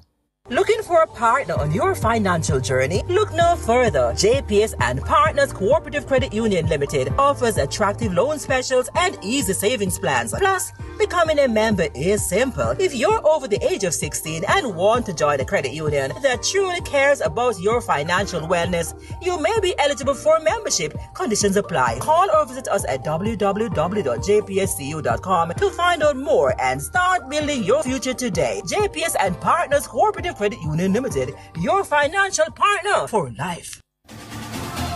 For all your electrical needs, visit ABC Electrical Sales. They stock a wide variety of electrical supplies, including plugs, switches, panel boards, and conduits, plus energy-saving fixtures. ABC Electrical Sales stocks brands like GE, Siemens, Philips, Cutler Hammer, and Allen Bradley. They also offer free island-wide delivery just to suit your needs. Visit them at Shop 8, Hagley Park Plaza, Kingston 10, or call 876-754-3714-5 or 876-754-3825-8. ABC Electrical Sales for a better choice in the electrical business. 50 years of dreams. 50 years of finger-licking good memories, yeah. Thank you, Jamaica, for 50 years of finger-licking good memories. KFC, it's finger-licking good. Stay cool and save energy with the perfect ceiling fan for every room at prices you'll love. At Active Home Center, we've got fans to fit every space and every budget. From affordable options to premium designs with energy-efficient DC motors. Whether it's your bedroom, living room, or patio, there's a fan for every corner of your home. Hurry in for deep discounts on select fans while stocks last. Shop fans at Active Home Center in Kingston and Montego Bay. Active Home Center, more savings, more choices.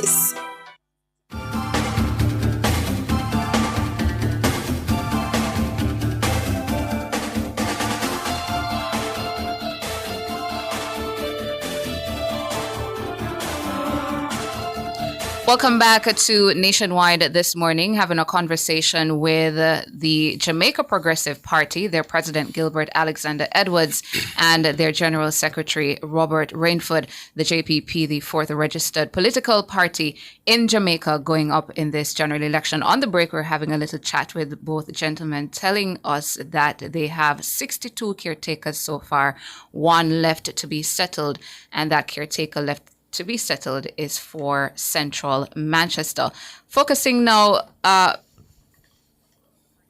on your manifesto, Mr. Edwards. In the manifesto, it says that you're outlining a $2 trillion transformation plan and a $60 billion reserve fund. Can you share more about the source and structure of this funding and how it will be managed? Okay, let's talk about the structure.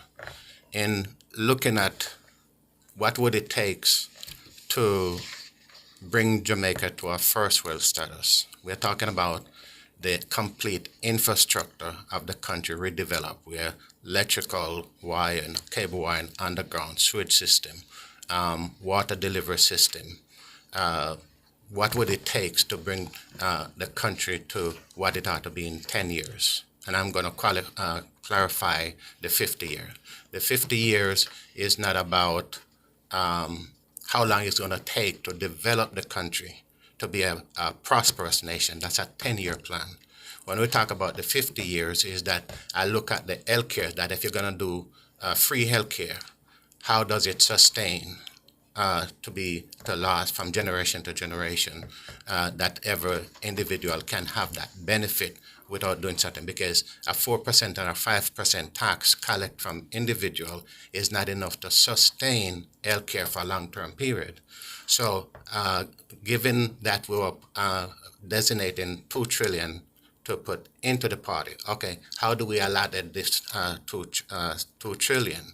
So we have the allotment for infrastructure for healthcare. So 50 billion into healthcare, 50 billion into healthcare, our national security. We are saying, okay, $1 billion per year, along with the 4% tax, and reinvest that funds. It can continue at least. So in other words, I'm saying put in 50 billion in healthcare. It's ensured that at least 50 years it is funded while we collect the 4% tax. So that's where the 50 years came in. We're not saying it's going to take 50 years to bring change to the country, because we're putting the funds in it to develop the entire country. Now, you talk about source of funds. Over the years, being in the state, I began to broke in gold, diamond, oil, and stuff like that. When I came across these valuable assets that issued by many different countries, whether it's U.S., China, all of these countries. And so at that time, many people think, okay, these were assets, it's not going to work, anything, whatever.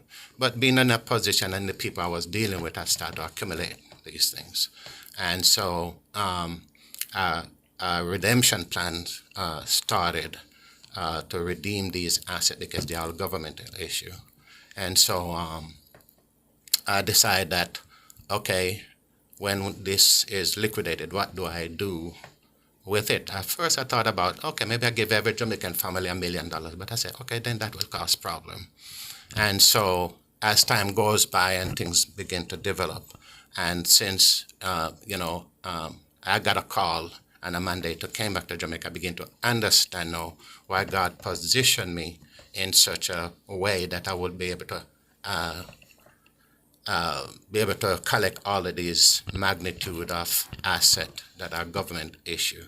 And so, stick up in, Robert. I just want to clarify a couple of things. Is it 2 trillion US or 2 trillion Jamaican? No, US. 2 trillion US, which would be 320 trillion Jamaican.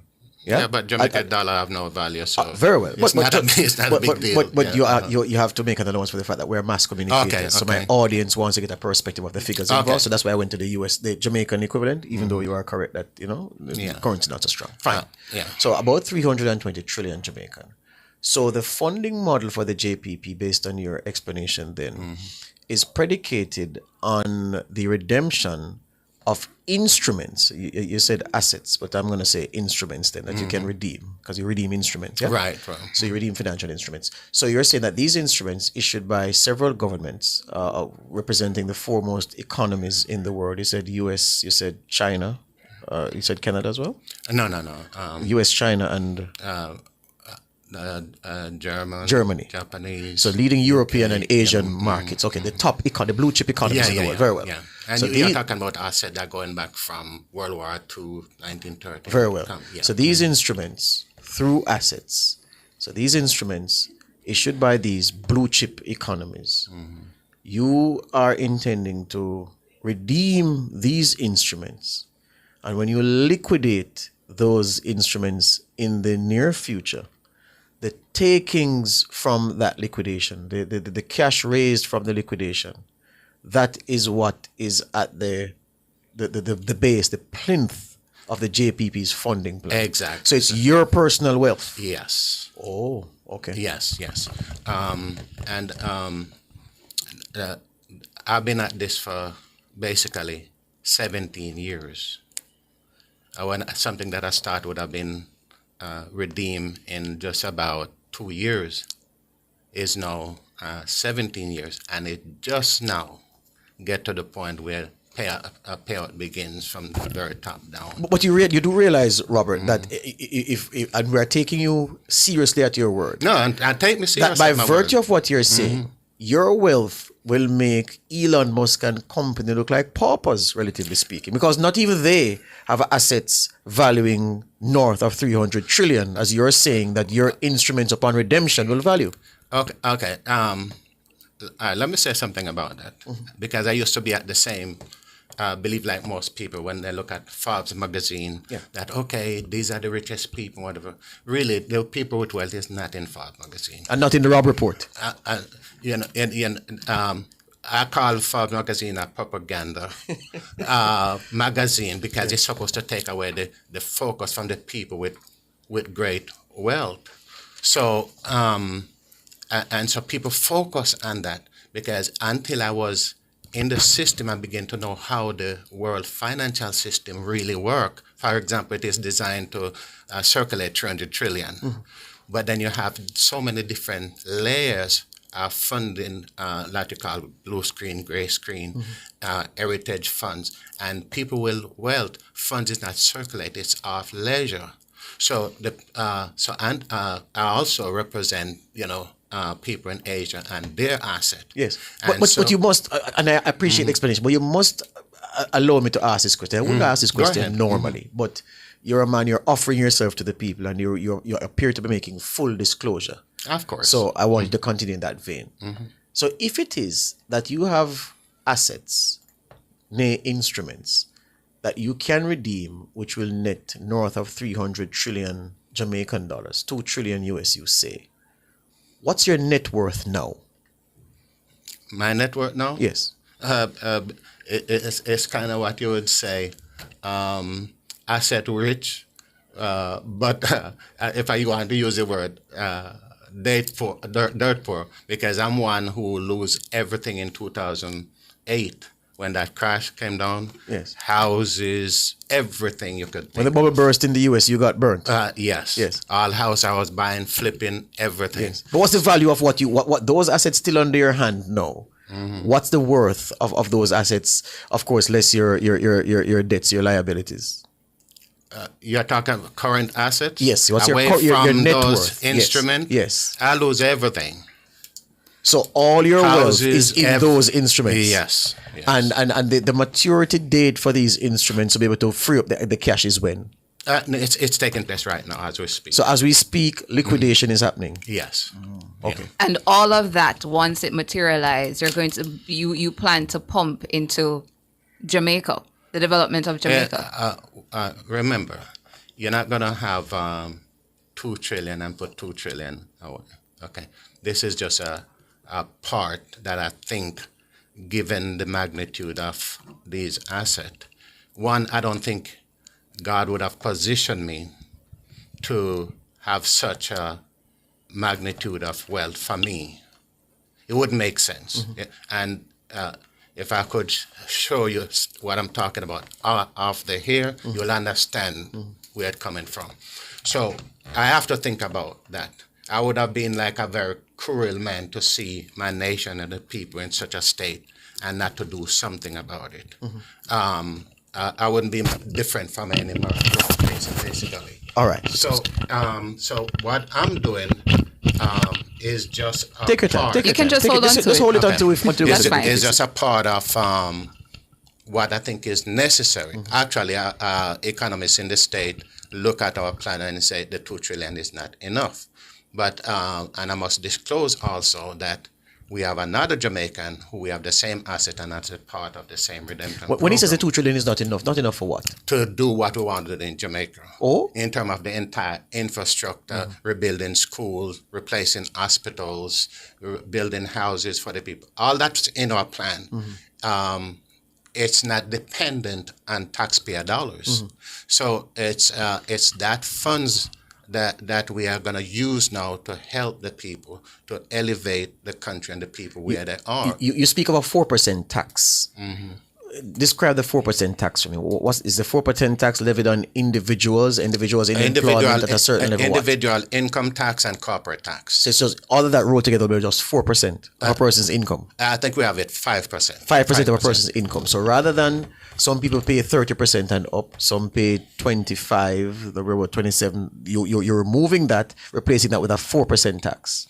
A 5% tax. 5%, yes. Because what we're trying to do is to how do you rebuild the family? Because I've been here for the past 5 years after gone for 36 years before I came back here. And I've only gone back to the US like twice in 5 years and spent 2 months and came back. And being among the people, I know and I feel and I see what's going on.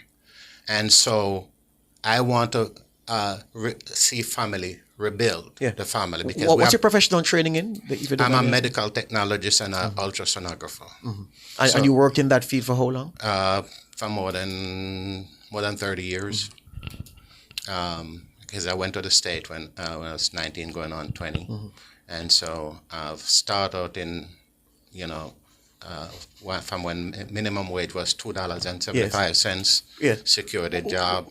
Stick up in Gilbert. I wouldn't want to be Gilbert's finance minister managing so much money that through the consolidated fund, because that's a hell of a responsibility, significantly more than any finance minister in our history would have had to deal with. I want to ask General Secretary something. Robert, many Jamaicans would remember, some wouldn't remember because things are happening so fast, people would remember that you've served as a public servant. You were permanent secretary in the Ministry of Local Government and Justice, yes. And you have a lot of experience at that level where dealing with matters concerning service delivery and governance, corporate governance, all of those things are concerned. The idea of the JPP, what do you think needs to happen for this idea of the JPP to take root in the minds of Jamaicans as a serious option come election day? The Jamaican society is really crying out for change. And there are snippets of good things happening in Jamaica. And therefore, there are persons who are available to help to transform this nation. And so I believe that once we get the resources and we have the people here, I believe that we are a good set of people in Jamaica.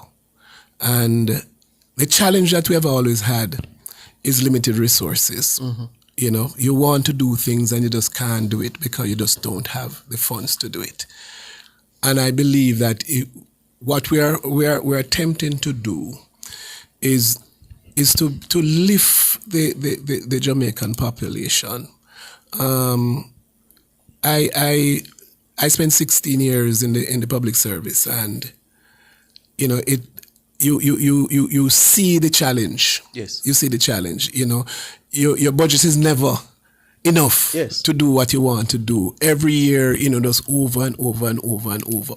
So if once this comes along, it means therefore that we'll be able to do the things for the population and not just for a few. Not just for it has failed us over the years. It has failed us. Can we take a quick break and come right back, because we have to pick up this conversation, giving some time to the JPP to talk about the basis of their pending contract the contract that they're extending to Jamaica to support them at the next election, because they say if you want change, then you can't keep going back to the traditional forces in the political sphere. You need to give a new party a chance, is essentially what this JPP is saying. More after the break.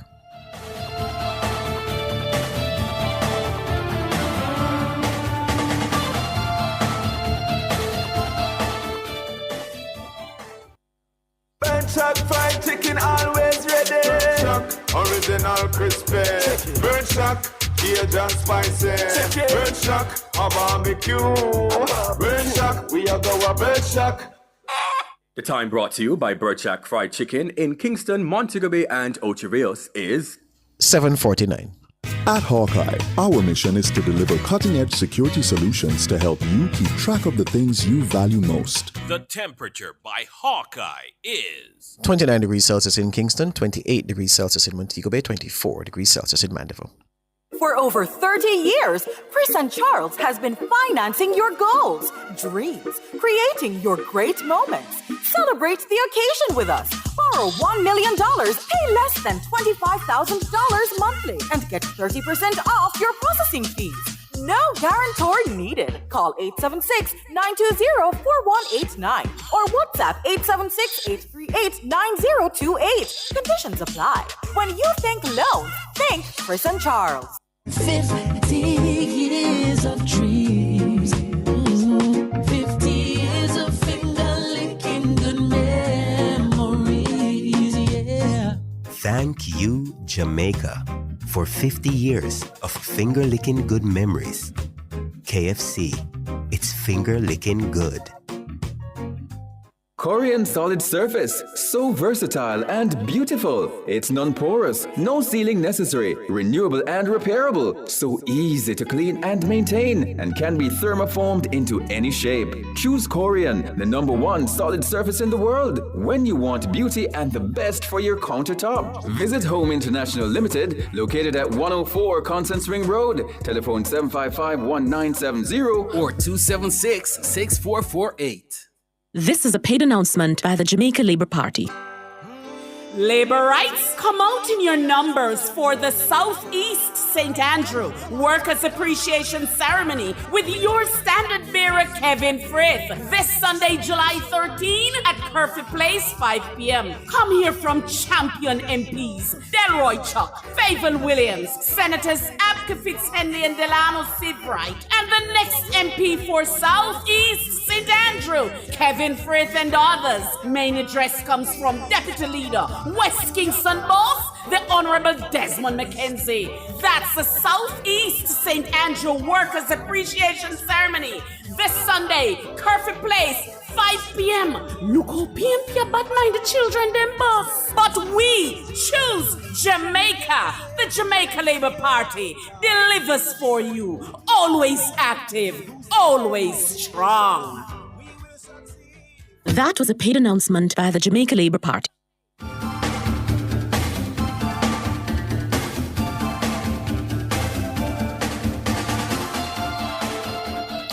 Welcome back to Nationwide this morning. The Jamaica Progressive Party is in the house with its president, Gilbert Alexander Edwards, and its general secretary, Robert Rainford. The party serious, it says, about forming the next government with 62 caretakers standing ready to answer the call when nomination day comes and to give people an option, they say, on the ballot away from the traditional forces of JLP and PNP to determine how the country is run.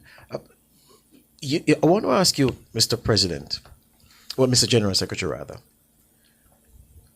do you have the fear that perhaps your president, who says that You know, he has these enormous. Well, enormous is not the word to describe it. You need a word that is rarely used that really describes something big. You need gargantuan. You need something like that. Something just off the scale. There's no scale for the wealth that your president says he possesses. So, what's to stop your president from becoming emperor? If the JPP gets office, given that it is effectively going to be his money that is running government, running the country, and of course running your JPP party. As a faith-based organization, we definitely don't have any fear of that. We have worked with our president from the inception, and we are satisfied as to how the structure will work when the funds are put in Jamaica. We're going to have the people of Jamaica trust, and the trustees are the ones who will decide how the money is spent. We have to apply like anybody else and say, you know, we're going to do this project, and they're satisfied that the project is okay, and so on. So it is not that he's going to be doling out money every time we need, but the money will be placed in a trust, the people of Jamaica trust. And there are some activities, some decisions have to be made where we have to have the people decide that this is really what we want, and so on. So I am satisfied that he will not move in that direction. And because of the person that he is, a man of God, like most of us in our party. Yeah. And therefore we believe but that. A couple of things on that though. I want to say to you that the way politics is run and the way that you need to have a constant call on resources for response to disasters, especially in a country like ours, hurricane prone, earthquake prone, all of those things. To have money locked away in a trust does not lend itself to good governance. You need money in an account that it can be reached easily. So I don't know how the trust part will work, but set that aside for once. You say that because it's a faith-based organization, your president is a man of faith, and so you trust that that will guide the decisions and actions. But we've seen disputes at the highest level of the church. There have been many papal disputes, Pope and those around him at the Vatican at the level. The other significant churches in the world have been riven with strife and division over time, backstabbing, conniving. It happens everywhere at every level. So I'm just saying, I'm not saying that that will happen with your party. I'm just saying, what safeguard are you contemplating that will prevent the president, who is cash rich and is investing his hard-earned money, he says, into the party and into the government, into the country, from a dispute breaking out that causes him to say, you know what? He takes his marbles and he goes. How can a country posture itself to be run like that, Mr. Rainford? The president mentioned also that he's not the only person, that there's a Jamaican who wants to support the action that we are doing as a party. And there's a third person who wants also. So it's not in one basket, really. But I believe, and I'm convinced, just like how you have the consolidated fund in Jamaica, where you that's where you get your funding from. Every month you get a warrant from the Ministry of Finance, and it comes to you, and then you have to spend it and so on, and then you have to make sure you spend it correctly because the Auditor General will come down on your case. As a public servant, that's what I had to do. But I'm saying the similar situation will occur where that trust will operate like the consolidated fund, where people, you draw from it and so on and so forth. So after he has placed that money in that trust, it doesn't belong to him anymore. It belongs to the people of Jamaica Trust. So, my expectation is that he doesn't have control over that. And the heart of the man, because he could have just taken his wealth and go buy an island and buy a yacht and then sail around the world and so on and so forth. And here he is, coming to this nation, that every time we walk around, every time we... But some would say he's buying this island by virtue of what he proposes to do. Not under my watch, really. Not under my watch at all. I could understand that people will think that way because it's the norm of the world. You hardly see anybody do anything for anybody. Everybody's just selfish.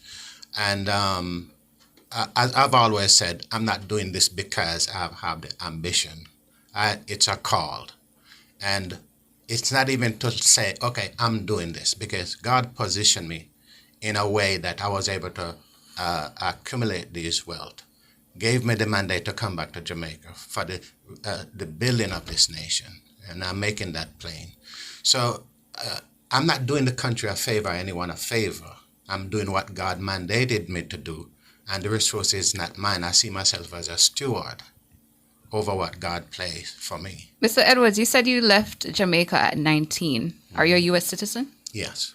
So you plan to give up that citizenship? That's in the work. I already have the attorney to start work on that.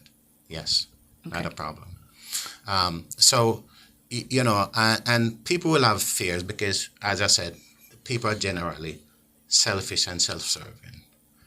And as Robert said, what would hinder me to just say, buy the yacht, buy the jet? Yes, I'm going to, I don't know about the yacht, but I'm going to have the jet. And sail around the world, because a yacht to me is just a waste of resources. I could do that. But as I said, where's the love that would be in my heart to watch people suffer day in, day out, especially being here for the past. And it's the most humbling experience for me. And I'm a transparent person. I don't care what people think I say. I'm telling my testimony. I know where I'm coming from, what I've lost, where I've been, and how God positioned me. Because when you have purpose, you have to go through a whole lot of stuff. And the heart of everything that when you're dealing with people, whether it's church, whether it's a business, as long as you're dealing with people, you have to have a genuine love and care for people. And if you don't have that, you're going to be self-serving and set yourself up on a pedestal and everybody worship you. I'm in the trench with everybody else. I know what they feel like, because I stand in the grocery line since I'm here, looking at the screen to make sure, because I don't have no income coming in. I'm not 65 to get pension benefit. I don't have a job here. Everything that I have, use up. Okay, and I didn't expect that these assets would have took so long. 17 years and going through. I heard all the name callings, everything you could think of. But I love my people. I love my country. And I will not be blessed by God and sit back and watch the people suffer. That's why we put the plan that we have together. It's about the people. And on that plan, we're getting to wrap up soon, but I have to ask this, Mr. General Secretary, what is your plan for some sensitization sessions to spread the message of the JPP's manifesto and intentions to as many people as you can before we reach election time? All right, one of the strategies that we plan to use is to have the manifesto in every home, printed, and everybody get a copy. We have a flyer, the 365 days and beyond, that is an easy read and person can get that. So we'll have that to go around. We'll be all over social media, all over the media houses and so on. We're really going to have a real push, because time is of the essence for us and so on. So we have that. The other thing we plan to do is we're going to have a nationwide tour where we go around in every parish. And so for 2.5 weeks, we'll be moving around Jamaica so people can see us and hear from us. And you plan to start when? We are expecting to start by the end of July. It's like you know something we don't know when the election going to come. Put it like this. We position ourselves over the years from 2020 when we pull out. Because we stay quiet and build quietly for a purpose. And number one reason, I didn't want us to go back there where when we started out, one of the reasons why we have to pull out is not that just it's 3 reasons. Number one was that when the fund was supposed to be released at that time, suddenly everything just come to a halt, and they had different things, because since it's a global event, and it just took longer, and it took us by surprise, because after waiting 12 years You thought the bonanza was coming, but it didn't come. Yes, so we went out happy, and then all of a sudden the election was called, and so everything go on hold. So when people say, "Oh, it's because they don't have that wasn't it. We don't have no control because it's our government process." Let me ask this quickly though. So 62 caretakers in place as well already to told Tana. Central Manchester State outstanding, which I expect you to fill based on what you say. So this would represent the first time that we're having a third party that would be fielding a candidate in every constituency. We don't reach there yet because we're not at nomination day to give you that honor, but you're on track to do so. So you're on track to field 63 candidates. And based on the road that you have between now and whenever Mr. Holness says election time, is there enough time for the idea of the JPP to seep through sufficient for you to be the one to get 32 seats? Are you aiming for 32? Are you aiming for enough to form a coalition with one of the other two? I'm aiming for 56. 56 seats. Yes. We want a landslide. It might seem 56 impossible. seats. Yes. No, it might seem impossible, but it's not. But remember, we quietly been under the radar. Yes. People know more than you think. Yes. And we've been sending out our manifesto circling around because I didn't, for the same reason, I didn't want what happened in 2020, that because we came out, then they call a snap election. We want, if they call it in 30 days, we are ready, and it's only a matter of advertising on the radio. I would say to you, two gentlemen, though, that the race for political office is not an under the radar thing. There are many things that are done very well under the radar, but looking for political office, seeking political office is not one of those things. You have to be loud and out there up front. And we have the time to be loud now. Yeah, even if it's the 21 day, we're going to be loud in that. But remember, the foundation has been laid. Yes. And we have people that are, I mean, think about what is happening now. Look at the polls. You have the two parties vying for 37% from the last election. Yes. Okay. And even so, you're going to have more people disenfranchised from the 37% right now, because if you go around, a lot of people say they're not going to be voting, neither for both parties. This is an opportunity that the people have now for the first time to vote for a third party that is viable and can run the country. What is your position on the school bus system? That has been the center of a dispute between the government and the opposition. Even before the start of that, being in the state, I understand how school bus system work. The school bus system work in the state where you pay a tax for education tax and your property in your tax bill each year for healthcare and for education. So there's funds to support school in terms of a school bus system. But the school bus system is like they in the morning they pick up the kids, drop them off. The school bus go and park until 2 o'clock. Right. They go back and pick it. It's park again. That's what the government of the JLP is proposed. Will do. How would that maintain? How will we maintain that? And if you're going to do the school bus system, is it going to be nationally? How is it going to work? The plan that I thought about even prior to them talking about that, knowing the problem that the school system have, is that we take each parishes, divide the parish into major cities where there are 4, 5 city based on size. Then you have your elected mayor along with your city council. Every city now will have its city hall, so it's going to be micromanaged on a city basis. That means your school, the transportation system is going to be city based. So what happened now? You're in the school hours, you run the larger bus, okay, and more bus on the school route so that kids can now properly get to school on time. And then in the day now, you have the smaller bus that pick up passengers throughout the day. So essentially we're out of time, but you're localizing the bus service. You're localizing the resource. That will work better than what, because you're going to have some people serve and some that don't serve. And then how do you maintain it? Because the road itself is going to just destroy those vehicles in no time. I hear you. It's how you maintain it. It's a good plan to have that, but I think when you're dealing with the public, both taxi driver, JUTC, there should be a standard that you don't have to remove.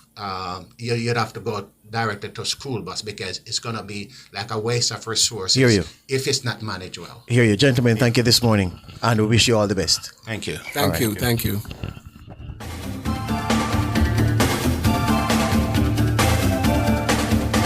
Front Page was brought to you today by ABC Electrical Sales. For a better choice in the electrical business.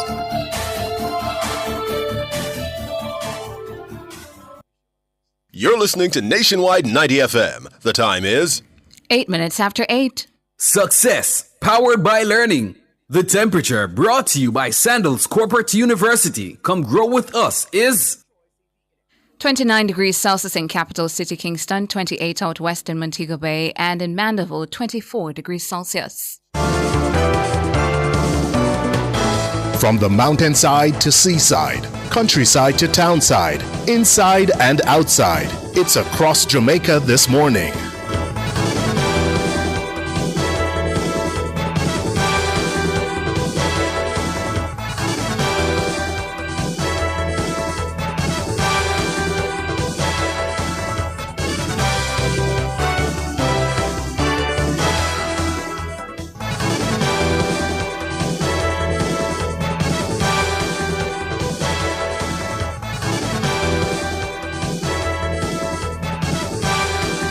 Taking you across Jamaica this Wednesday morning, I'm Tona Thomas.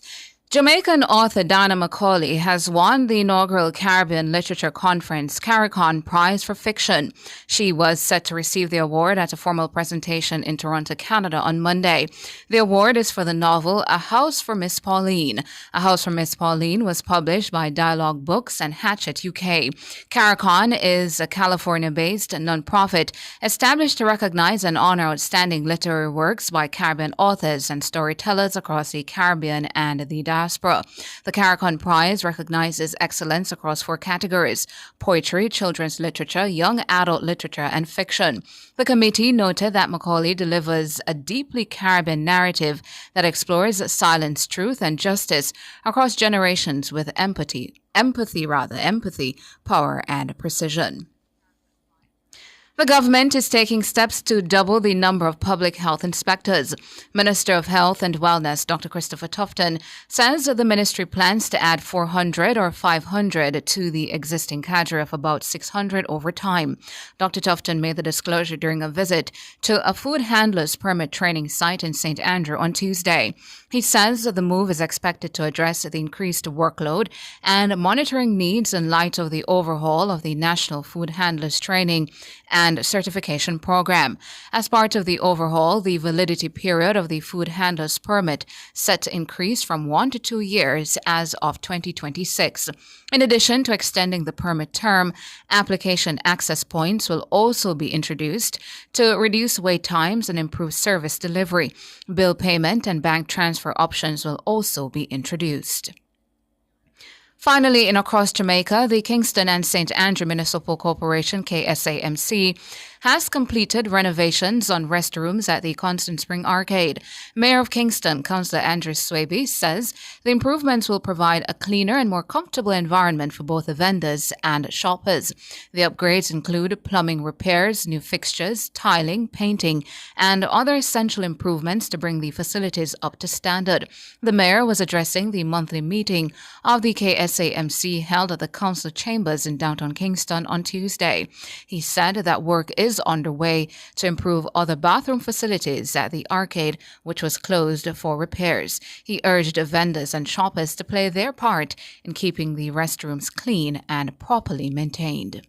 And that's it for Across Jamaica for this Wednesday morning. I'm Tona Thomas.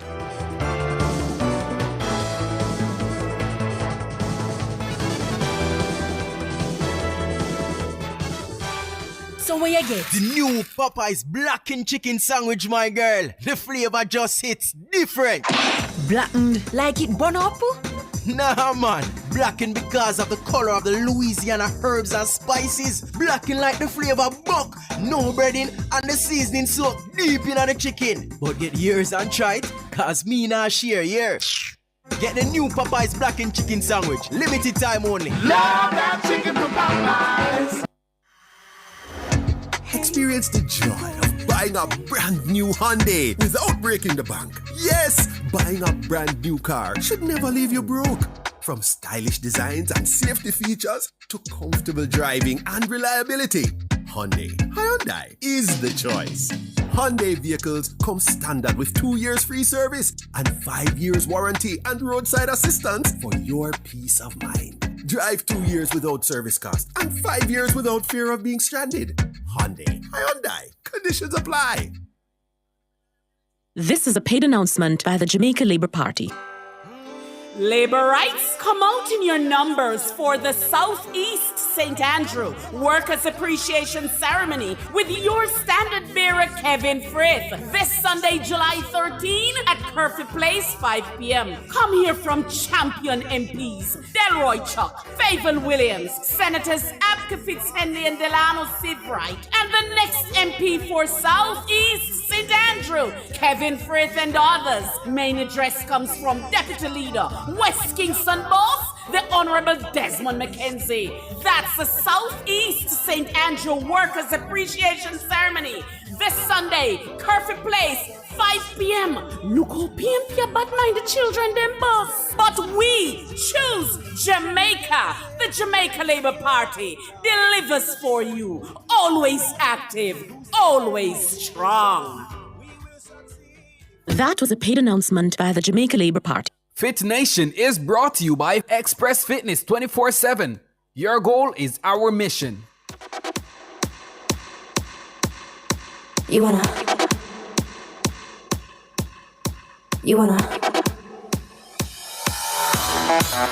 hot body? You want a Bugatti? You want a Maserati? You better work. You want a Lamborghini? Sip martinis, look hot in a bikini. You better work. You wanna live fancy, live in a big mansion, party in France. You better work. You better work. You better work. You better work. Now get to work.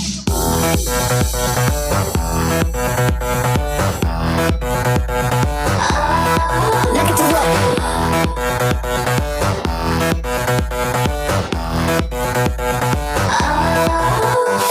Ring it on, ring it loud. Don't stop now, just be the champion.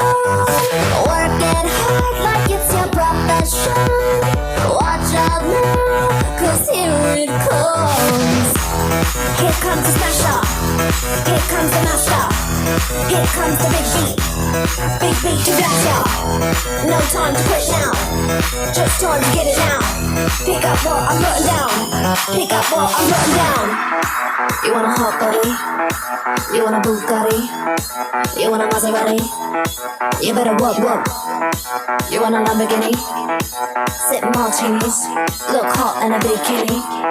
You better work. You wanna live fancy, live in a big mansion, party in France. You better work. You better work. You better work. You better work. Now get to work.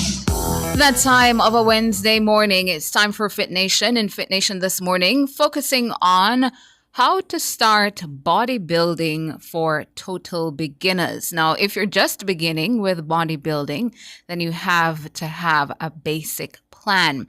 Take a look at your body and focus on what you really need to do it. One of the biggest mistakes made is trying to bulk up right away. Bulking up was a term used in the 60s by some of the older bodybuilders who wanted to put on size fast, and it's still popular today.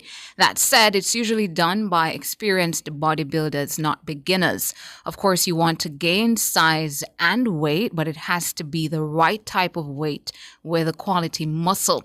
While it may come slower, it will look better and last much longer. So start with basic exercises for each body part and do 2 exercises, 3 sets of 8 to 12 reps for each part. For example, When doing shoulders, use one pressing movement and then one lateral raise movement. If you go to chest, use a flat bench press and a dumbbell flies or dumbbell flies. Some of the other body parts are worked while doing these. So even if you're doing chest, it's affecting some of the delt workout. That's why you're not adding too many exercises at this point. Working the back as well. Back exercises would include a pull down movement and then a seated pull up or pull in movement, some sort of sets and reps as before, or rather the same sort of sets and reps as before. And this too works the other parts of the body indirectly. Working the arms, also important, include supersets such as cable curls, supersetted with triceps push downs, 3 sets of 10 each. This is great for beginners and you don't need much as you already have used your arms for the other body parts. Working the legs is next. It's simple. Working the legs by doing leg curls, leg extensions, and leg and calf presses. 3 sets each and 12 to 15 reps should be enough to exhaust you. Working the abs. One of the best exercises is hanging abs leg raises with the straps. It works the entire core and will really bring out definition. The finisher, you can finish off with 20 minutes of cardio, your choice, treadmill or a bike. Now, this is a basic beginning bodybuilding workout and it will get you off to a good start. Your body will adapt pretty easy, and within 3 weeks, you'll want to change the exercises around to new ones. You can become stale and bored with the same thing, so don't be afraid to substitute exercises in place of each other. For example, instead of dumbbell flies, use cable crossovers. It's okay to step out of the box, and that's how the greats do it. When you feel ready and have the time, you can escalate your workout to 4 days a week and add some more sets and reps as stated above. You'll reach new levels in your training and see some nice changes in the mirror. In terms of diet, training is important, but you also need to consider what you're putting into your body. If you train hard like this and keep eating bad foods, the results won't come nearly as fast and you'll become discouraged. It takes discipline and hard work both at the gym and also in the kitchen. Reduce your carbs and cut out sugars, white flour products, and fried foods. That alone will make a huge difference. Then when you want to tighten it up more, increase your protein to at least 5 times a day and spread it out 2.5-hour intervals. With your high protein meals, which should consist of chicken, tuna, egg whites, steak and fish, you can add a salad, a small portion of rice, oatmeal, or baked potato. Diet will be a very important part of your training and getting you into shape. It also accounts for about 80% of it, so be on the mark. You have one cheat day, usually a Sunday, and have some things that you enjoy eating. But diet and training isn't really enjoyable, but you're eating for results, not for pleasure. Now, finally, don't forget your supplements. Amino acid powder along with milk, egg, and whey protein are ideal ways to assist with quality muscle growth. So that's it for Fit Nation this morning, where I was focusing on how to start bodybuilding for total beginners. You wanna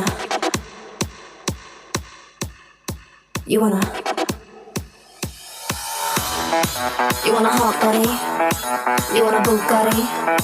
You want a Maserati? You better work. You want a Lamborghini? Sip martinis, look hot in a bikini. You better work. You wanna live fancy, live in a big mansion, party in France. You better work. Fit Nation was brought to you by Express Fitness 24/7. Your goal is our mission. You're listening to Nationwide 90 FM. The time is 8:22. Fontana Pharmacy has a wide variety of items from pharmaceuticals, household, cosmetics, toys, and more. The Temperature by Fontana Pharmacy. It's all good inside is 31 degrees Celsius in capital city Kingston, 26 out west in Montego Bay, 29 out west in Montego Bay, and 26 degrees Celsius in Mandeville. Buying, selling, or dealing with property issues? Don't make costly mistakes. Tune in to All Things Real Estate, where Sophia Bryan from the Law Boss firm breaks down land disputes, estate planning, and more in simple, clear terms. Join her every Wednesday in April at 8:30 a.m. and get the expert legal insight you need. Taxi drivers, ready to start earning more money? Join Amber on Time, Jamaica's taxi app built just for you. Zero commission in the first month, no catch. Plus get a free vehicle tracker to protect you and your ride. Stolen vehicle recovery and panic alarm response included. Download the Amber Captain app today and start driving. Or roll through to our office at 30 Westminster Road, Kingston and sign up on the spot. So whether you're the Kingston, Mobay, Ochi or anywhere else, work there. Come take advantage. This is a paid announcement by the Jamaica Labour Party. Labor rights, come out in your numbers for the Southeast St. Andrew Workers' Appreciation Ceremony with your standard bearer Kevin Frith this Sunday, July 13 at Curfew Place, 5 p.m. Come hear from champion MPs Delroy Chuck, Favour Williams, Senators Abka Fitzhenley and Delano Sibright, and the next MP for Southeast St. Andrew, Kevin Frith and others. Main address comes from Deputy Leader West Kingston Boss, the Honorable Desmond McKenzie. That's the Southeast St. Andrew Workers' Appreciation Ceremony this Sunday, Curfew Place, 5 p.m. Look how PMP about mind the children, them boss. But we choose Jamaica. The Jamaica Labour Party delivers for you. Always active, always strong. That was a paid announcement by the Jamaica Labour Party.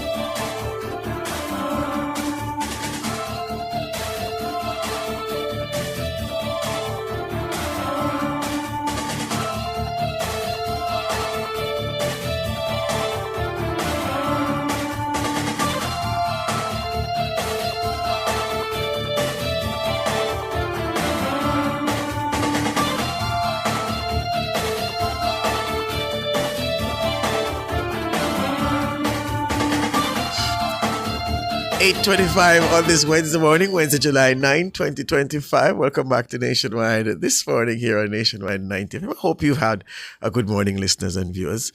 Thank you for your support, as always. Well, the MSME Business Roadshow, Micro and Small Business Pitch Competition provides an opportunity for micro and small businesses to get exposure and pitch to win a cash grant. $400,000 for those who are running small businesses and $200,000 for those who are running micro business. Participants were allotted just 5 minutes to pitch their ideas to a panel of judges and a live audience for the chance to win cash prizes in the two categories. There are 10 winners, 5 from each category, and we have been interviewing them with a view to interviewing all 10. We are on track. This morning, we are interviewing the owner and CEO of Beyond 5 Beverage Company Limited, Damain Drummond.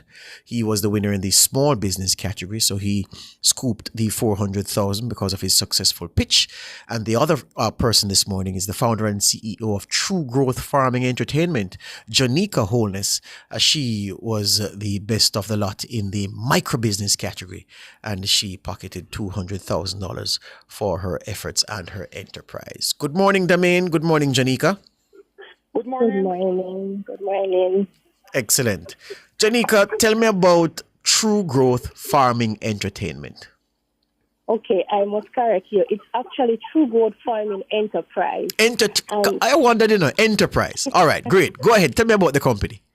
And it's an agricultural business dedicated to assist farmers, community members, gardeners to farm in a more sustainable manner and also contribute to food security. So we specialize in vegetables and fruit seedling as well as producing farm fresh produce for consumers such as families, bulk buyers such as restaurants and busy professionals. Right. Where you got the idea for this company? Okay, so back in 2017, I was doing my internship at Rural Agricultural Development Authority, RADA, and there I saw a gap in the food system or us wanting agriculture to be great. I realized that we wanted farmers to farm more sustainably, right? But the basic seedlings, they were unable to get them. So farmers kept coming to RADA for seedling, but they were unable to meet the demand. And there I said, you know what? I am going to do this for my country and contribute to sustainable agriculture by having seedlings ready for farmers to plant out to help them better maximize on their yield and their crop cycles. So that was 2017 you got this idea? Yes. When did you put the company together?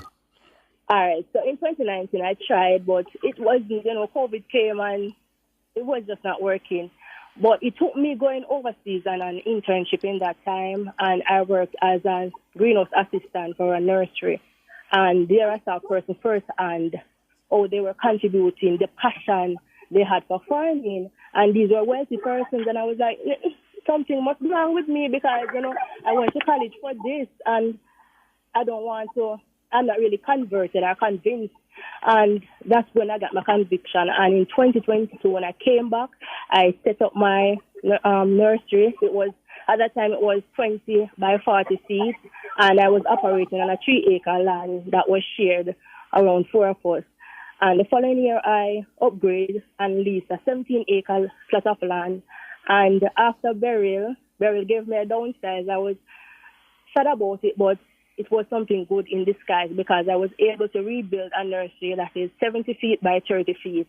And the demands that I could not made, I was able to start supplying more farmers and stuff. So it has been good. You mentioned college, Janika. You studied that case? Yes, I did. What did you leave case with? I did a Bachelor's of Technology in Agricultural Production and Food System Management. I can tell in your voice you have a passion for farming. How old are you, Janika? I am 31. You're a young man. You have any support in the company, or is just you alone? Well, it's just me alone currently. For now, and you hope to grow it to employ more people. Very well. Well, congratulations. Hold the line still. I'm not finished with you yet.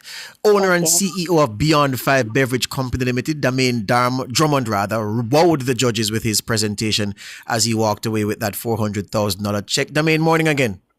Good morning. So a second correction, just like what the previous one said. Yeah. The company's name is Beyond 5 Beverages Co. Limited, but not to worry. When it becomes a household name, it will just easily slip off the top. From co to company. All right, very well. So the M penny is the problem here because I don't have that. I had that part, but it says Beverage Co. Not a problem, Damain. So tell me now. Right. Tell me about the business or what gave you the idea for it and how you started when you started. Well, what we do, we manufacture cold premium Blue Mountain coffee, and we put these in glass bottles. So what we have here presently, we have 3 distinctive flavors. We have coffee, chocolate vanilla, coffee, carrot vanilla, as well as coffee, carrot, ginger flavor. All these flavors are made from local ingredients, including the coffee, including the chocolate, and including the carrot and the ginger. So the problem that we aim to solve was to actually make coffee drinks from premium Blue Mountain coffee available to the ordinary person who wants to have a drink, whether on the road, whether you're sitting right there where you're at, you don't have to get up and to go to make your coffee, so that you have convenience of having this coffee whenever you want, at home, wherever it is. I'm going to beg on national radio now. Can you send a sample to Nationwide for my friends? There are serious coffee people here, and they want to test out your products in the Damain. Okay, I will do one better because tomorrow and Friday we will be at the Christmas in July at the Pegasus. Yes. Event at the Pegasus. So I will definitely make sure that you guys have it. Bring our stash and I will send for it. No problem. I'll send a driver for it. Not a problem. Very well. But tell me now, what gave you the idea for the what is it that said to you that, this is what I should commit my time and my energy to? I was studying in England at the time, studying law. So I was there and I was coming back home because I love Jamaica and I live in Jamaica all the time until when I went to study. So I was just toying with ideas, seriously thinking about what I needed to do. And, I just kept on saying, even to my wife, what am I going to do? What are we going to do? And then I just settled down. You know what happened? I remember, I think it was in the 90s when the Blue Mountain coffee industry almost collapsed. And I said, I remember that governments actually tried to revive it. So I know that there's always surplus. So I said, what? That's what I'm going to do. And funny enough, I used to make my own coffee drinks as well, too. So what you actually have here is the type of coffee drinks that I actually like and love. Mm-hmm. Tell me about the method of packaging. You emphasize that you that you put your products in glass bottles. Why glass? Why not plastic? Why not the polyurethane, the PET containers? Why glass? Well, I don't know I don't really like plastic because obviously it is not environmentally friendly. Mm-hmm. However, funny enough, it was actually to be in cans. However, because we actually do the manufacturing at the Scientific Research Council. Mm-hmm. However, at the time, they didn't have a particular machine that would have been able for it to be done in the can. So, obviously, I think they fall under MIC as well, the Ministry of Industry, Investment and Commerce. Yeah, man. So if you can even make it clear as well to say we need modern machinery there. I'm aware that they have actually put some modern machinery there, but when I went back there about 2-3 weeks ago, that particular machine that I actually needed was not there. So that is why I was given the advice by Miss Avalon Gilpin to say, you know what, that Mr. Drummond, you may need to put these in glasses. It is not what I actually ideally wanted. So I'm now having the option now of having it in glass, which is for the more mature customers, and then I'm going to also have it when I get my own machine from China. I'm going to have my own machine now, so that we can have it in cans as well. Excellent. I'm just really excited listening to both of you this morning. I can hear the passion for what you do. How has business been for you? It has grown beyond what we can manage as a micro or small business now. Because the production, we are basically constrained by that because we don't have our own facility. However, we are hopefully within another few weeks we will be able to move into our own facility, and because we're actually export ready as well. So not only just the local market.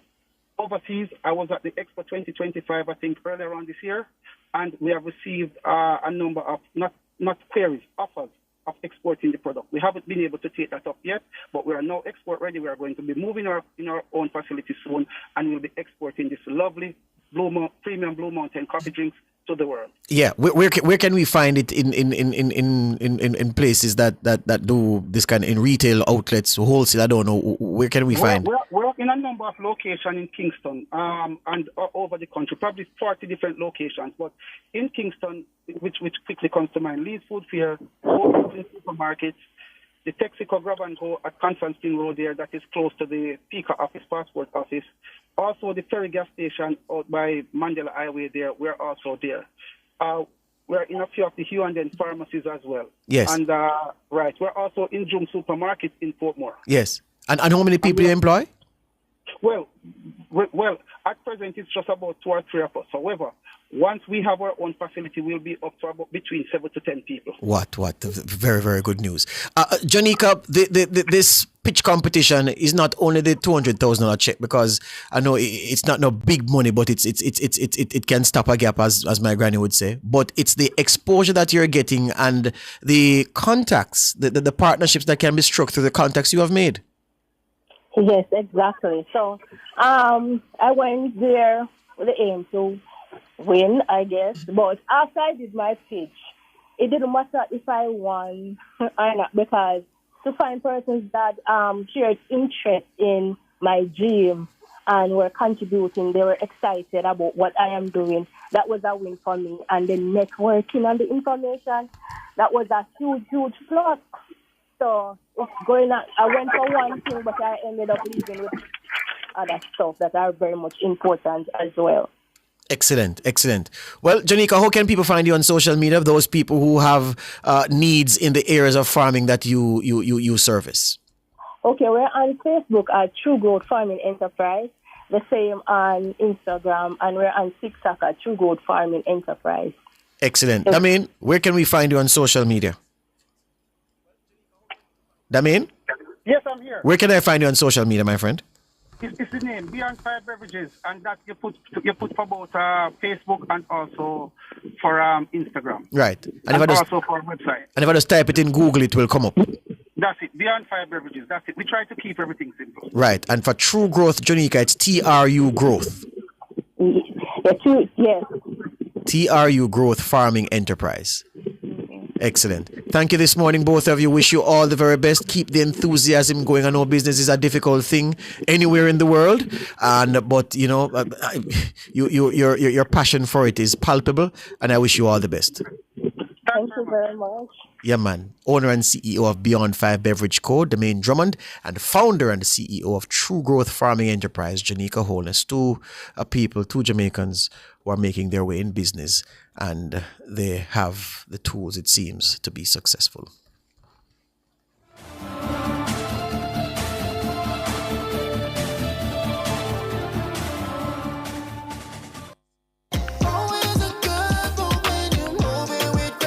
The time by Grace Good Move is 8:39. Houghton's RX, the caring pharmacy, the Yes We Can pharmacy, the Yes It's in Stock pharmacy, the House Call Delivery pharmacy, the RX Pack mobile app pharmacy, the RX Plus digital wallet pharmacy, the 20% reward pharmacy, the easy to remember number pharmacy, 876 RX0 RX, the easy access 24/7 pharmacy, Houghton's RX, the convenient pharmacy, #wellness, #simply delivered. Experience the joy of buying a brand new Hyundai without breaking the bank. Yes, buying a brand new car should never leave you broke. From stylish designs and safety features to comfortable driving and reliability, Hyundai is the choice. Hyundai vehicles come standard with 2 years free service and 5 years warranty and roadside assistance for your peace of mind. Drive 2 years without service cost and 5 years without fear of being stranded. Hyundai. Conditions apply. This is a paid announcement by the Jamaica Labour Party. Labor rights, come out in your numbers for the Southeast St. Andrew Workers' Appreciation Ceremony with your standard bearer, Kevin Frith, this Sunday, July 13 at Curfew Place, 5 p.m. Come hear from champion MPs Delroy Chuck, Favour Williams, Senators Abka Fitzhenley and Delano Sibright, and the next MP for Southeast St. Andrew, Kevin Frith and others. Main address comes from Deputy Leader, West Kingston Boss, the Honorable Desmond McKenzie. That's the Southeast St. Andrew Workers' Appreciation Ceremony this Sunday, Curfew Place, 5 p.m. Look how PMP bad-minded children them boss. But we choose Jamaica. The Jamaica Labour Party delivers for you. Always active, always strong. That was a paid announcement by the Jamaica Labour Party. Come into the parlor, there's a welcome there for you. Welcome to the Mayor's Parlor with Desmond McKenzie. From 1 to 6 p.m. every Sunday, you'll now get more of your favorite vintage music. Put your head on my shoulder. Nationwide 90 FM will transform your Sunday into a musical time machine that will take you way back. Come with me, let's go back in time. This magic moment. Journey into yesteryear with Desmond McKenzie in the Mayor's Parlor. I've got the music to jog your memory and make you smile. Put your sweet lips a little closer to the phone. Sit back, relax, and enjoy the best in vintage music. Come into the Mayor's Parlor every Sunday between 1 and 6 p.m. here on Nationwide 90 FM, a revolution in media. Oldies but goodies remind Weekday Club is brought to you by Burger King. Stretch your dollar at Burger King with a new Double King combo. 1 original chicken sandwich plus a Whopper Junior with cheese. Plus a small fries and drink for only $1,300.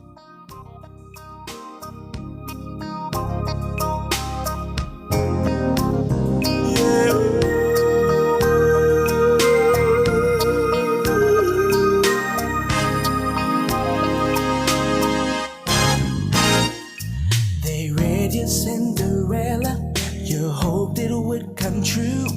Then one day a Prince Charming would come rescue you. You like romantic movies, and you never will forget the way you felt when Romeo kissed Juliet. And all this time that you've been waiting, you don't have to wait no more. I can love you like that. I would make you my world, move heaven and earth. If you were my girl, I would give you my heart, be all that you need, show you your everything that's precious to me. If you give me a chance, I can love you like that. Love you like that. I can love you like that. I never make a promise I don't intend to keep. So when I say forever, forever's what I mean. Well, I'm no Casanova, but I swear this much is true. I'll be holding nothing back when it comes to you. You dream of love that's everlasting. Well, baby, open up your eyes.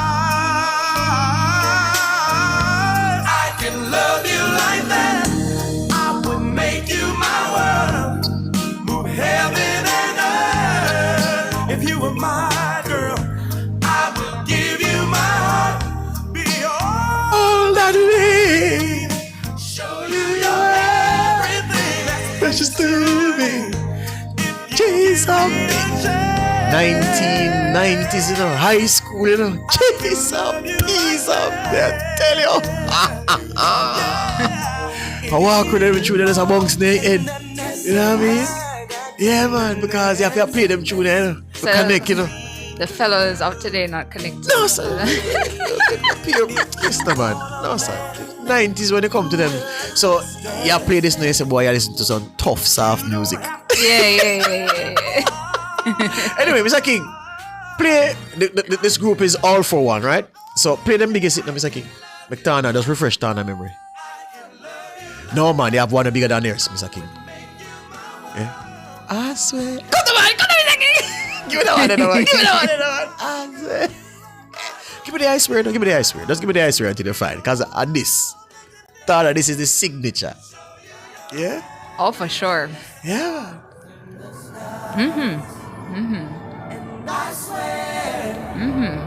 Like the shadow that's by your side. Talk to her now, my G. I see the questions in your eyes. I can't read, man, you know. I know what's weighing on your mind. You can be sure I know my part. Because what? 'Cause I stand beside you through the years. You'll only cry those happy tears. And though I made mistakes, Nah, broke your heart, baby. I'll never break your Because what? And I swear by the moon and the stars and the sky, I'll be there. I swear, like the shadow that's by your side, I'll be there. That was very smooth, Mr. King. Oh, wait. Hold on, like you're surprised. Shut up like you're surprised. Say you're smooth like that. I hear the sound of your heart beating. Don't say a word. I know what you're feeling. Uncle one tune can come after this. Just hold well, several tune can come after this. We know which one with a draw for you? Yes. He's like, going to draw the one. I'm going to draw for the Casey and Jojo. Okay. Your heart break. Give me the Casey and Jojo king after this, please. John!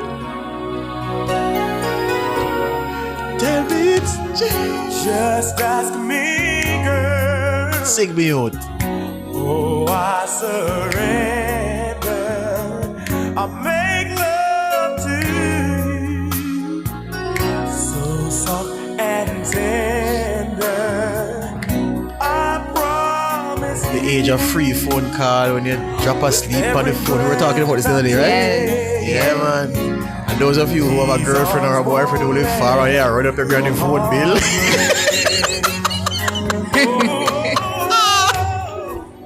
So. Tana! Tell me it's real. The feeling that we feel. June, pull it, squeeze! Mr. King, he's up in the eagle, my man. He's up in the eagle, man. He's up in the eagle, man. He's up in the eagle. Drop it again, my G.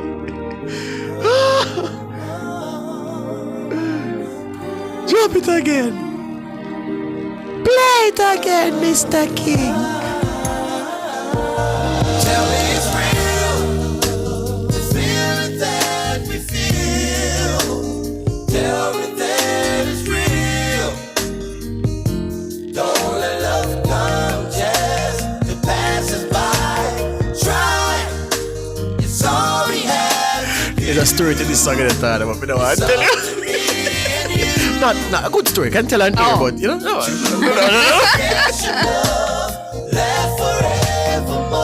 Oh baby, you told me that you love me and you never leave my side.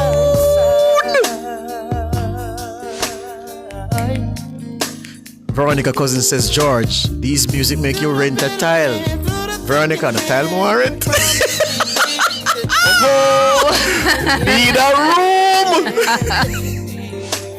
Baby, keep it real, let me know just how you feel. The feeling that we feel. Tell me that. But it's that time of the morning when we tell some very special people happy birthday and happy anniversary. Who is on the B-Day list this morning? Christopher Bowen sending happy 19th birthday greetings to son Christopher Jr. Christopher Jr., you're celebrating your big day today. Happy birthday to you.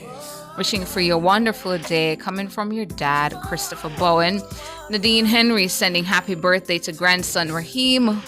Celebrating your 5th birthday today, Raheem. Love him unconditionally, praying God will continue to bless him and many more years to come. So happy birthday to you, Raheem, from your grandma, Nadine Henry. Checking for other birthdays this morning. See who else is born on July 9. Over on Facebook, Havadon Smith, Denise Graham, Latoya Minot Michael, Monique Brown, Anna Velasquez, happy birthday. Happy birthday as well to Douglas Walker, Tatiana Jarrett, Nicolette Dwar, and Andrew Graham Lewis. It's your birthday. Happy birthday to you. Wishing for you a wonderful day. Also on the B-Day list, this one is a VVIB. Very, very important birthday here. Happy 102nd birthday greetings to Florence Bogle in Stony Hill. Happy birthday to you, Miss Florence. You're 102 years old today. The greetings are coming from your children and your family friend, Winston. Happy birthday greetings going out as well to Renford McDonald, aka Ford Farm Chef president of the Citizen Association over there in Bonnet District in Guys Hill, St. Catherine. It's your birthday, Renford. Happy birthday to you. Big up yourself.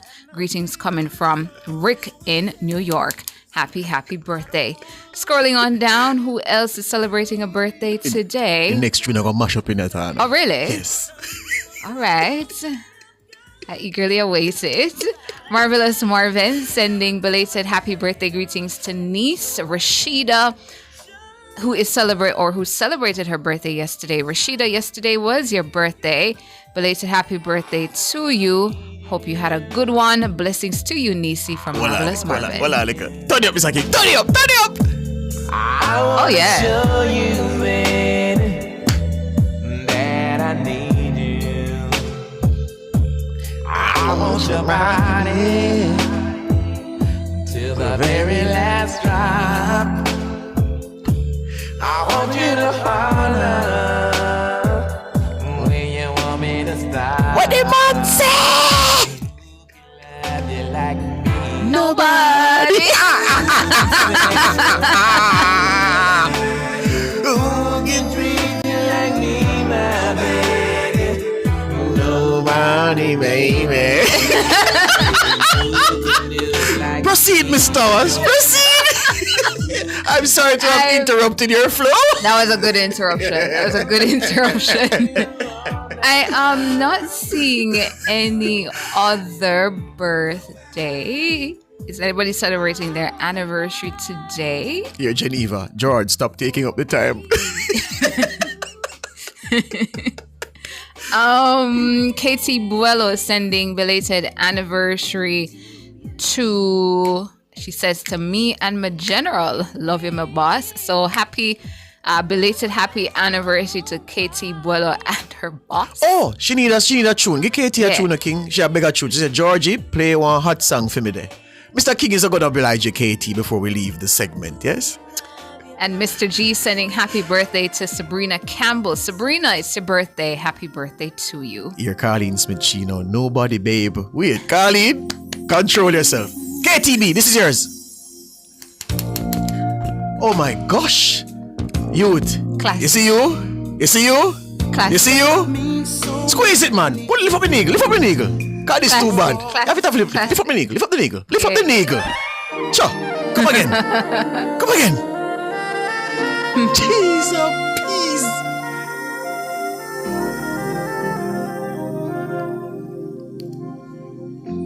I saw me write lyrics, you know. Love letter to the girl, you know. Jeez, peace.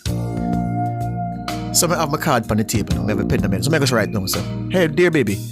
Love means so many different things, but you're all that matters. Jeez, peace. This is all I'll ever ask of you.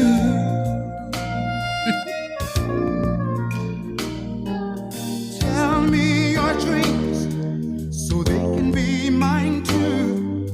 Let me Jesus, peace up. to help them come true. Tell me your fears when you feel afraid. Big man, alright. Big man tune. Big man lyrics to Big Woman. Yes. Lock them away. That's all I'll ever ask. KTB, your tune this year. That's all I'll ever ask. That's all I'll ever ask of you. Jesus, please. You see, if you ever go play Atlantic Star, Secret Lovers this morning, but dash way cheering at this man. And not me until I go play. Man, so the furniture that do not enough for your music. Richard 876 sending happy birthday to Marcus Davis in Louisville, Kentucky, USA. Wishing you more life, more health, more wealth from Richard and Natasha. So happy birthday to you, Marcus Davis in Louisville. Geneva says happy birthday to Obed Cephas. So Obed Cephas, Geneva sending happy birthday greetings to you. Enough cake, enough love. Obed Cephas, happy birthday to you coming from Geneva.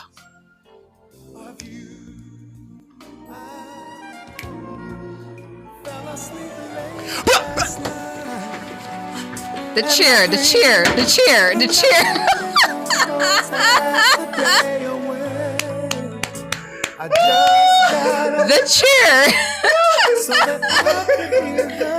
Those are all the birthdays. If you're celebrating your birthday today, happy birthday to you. The Birthday Club was brought to you by Burger King. Stretch your dollar at Burger King with a new Double King Combo. 1 original chicken sandwich plus a Whopper Junior with cheese. Plus a small fries and drink for only $1,300. So that I could hear her say she's still in love and no one could take her love away. Ooh, love wakes me up every day. And Ann Hunter says, George, is this a preview of what is expected on Friday? Well, no, I'm gonna be in St. Elizabeth on Friday for an OB.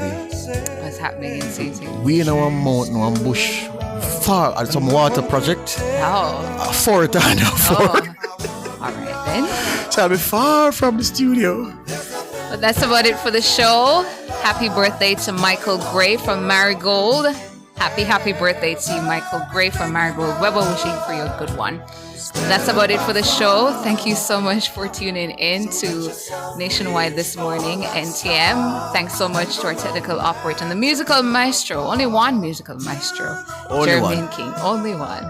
Thanks so much to our super producer, Michelle McCray Smith, and our super editor, Kimon Thompson. Up next, the Consumer Hour with Norgay Banton, and at 10, Cliff Hughes Online. I'm Tana. And I'm George. Good morning. Just smile for me and let the day begin. You've just heard Nationwide this morning on Nationwide 90 FM. Lights my heart within.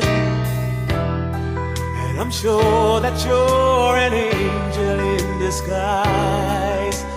Come take my hand and together we will rise.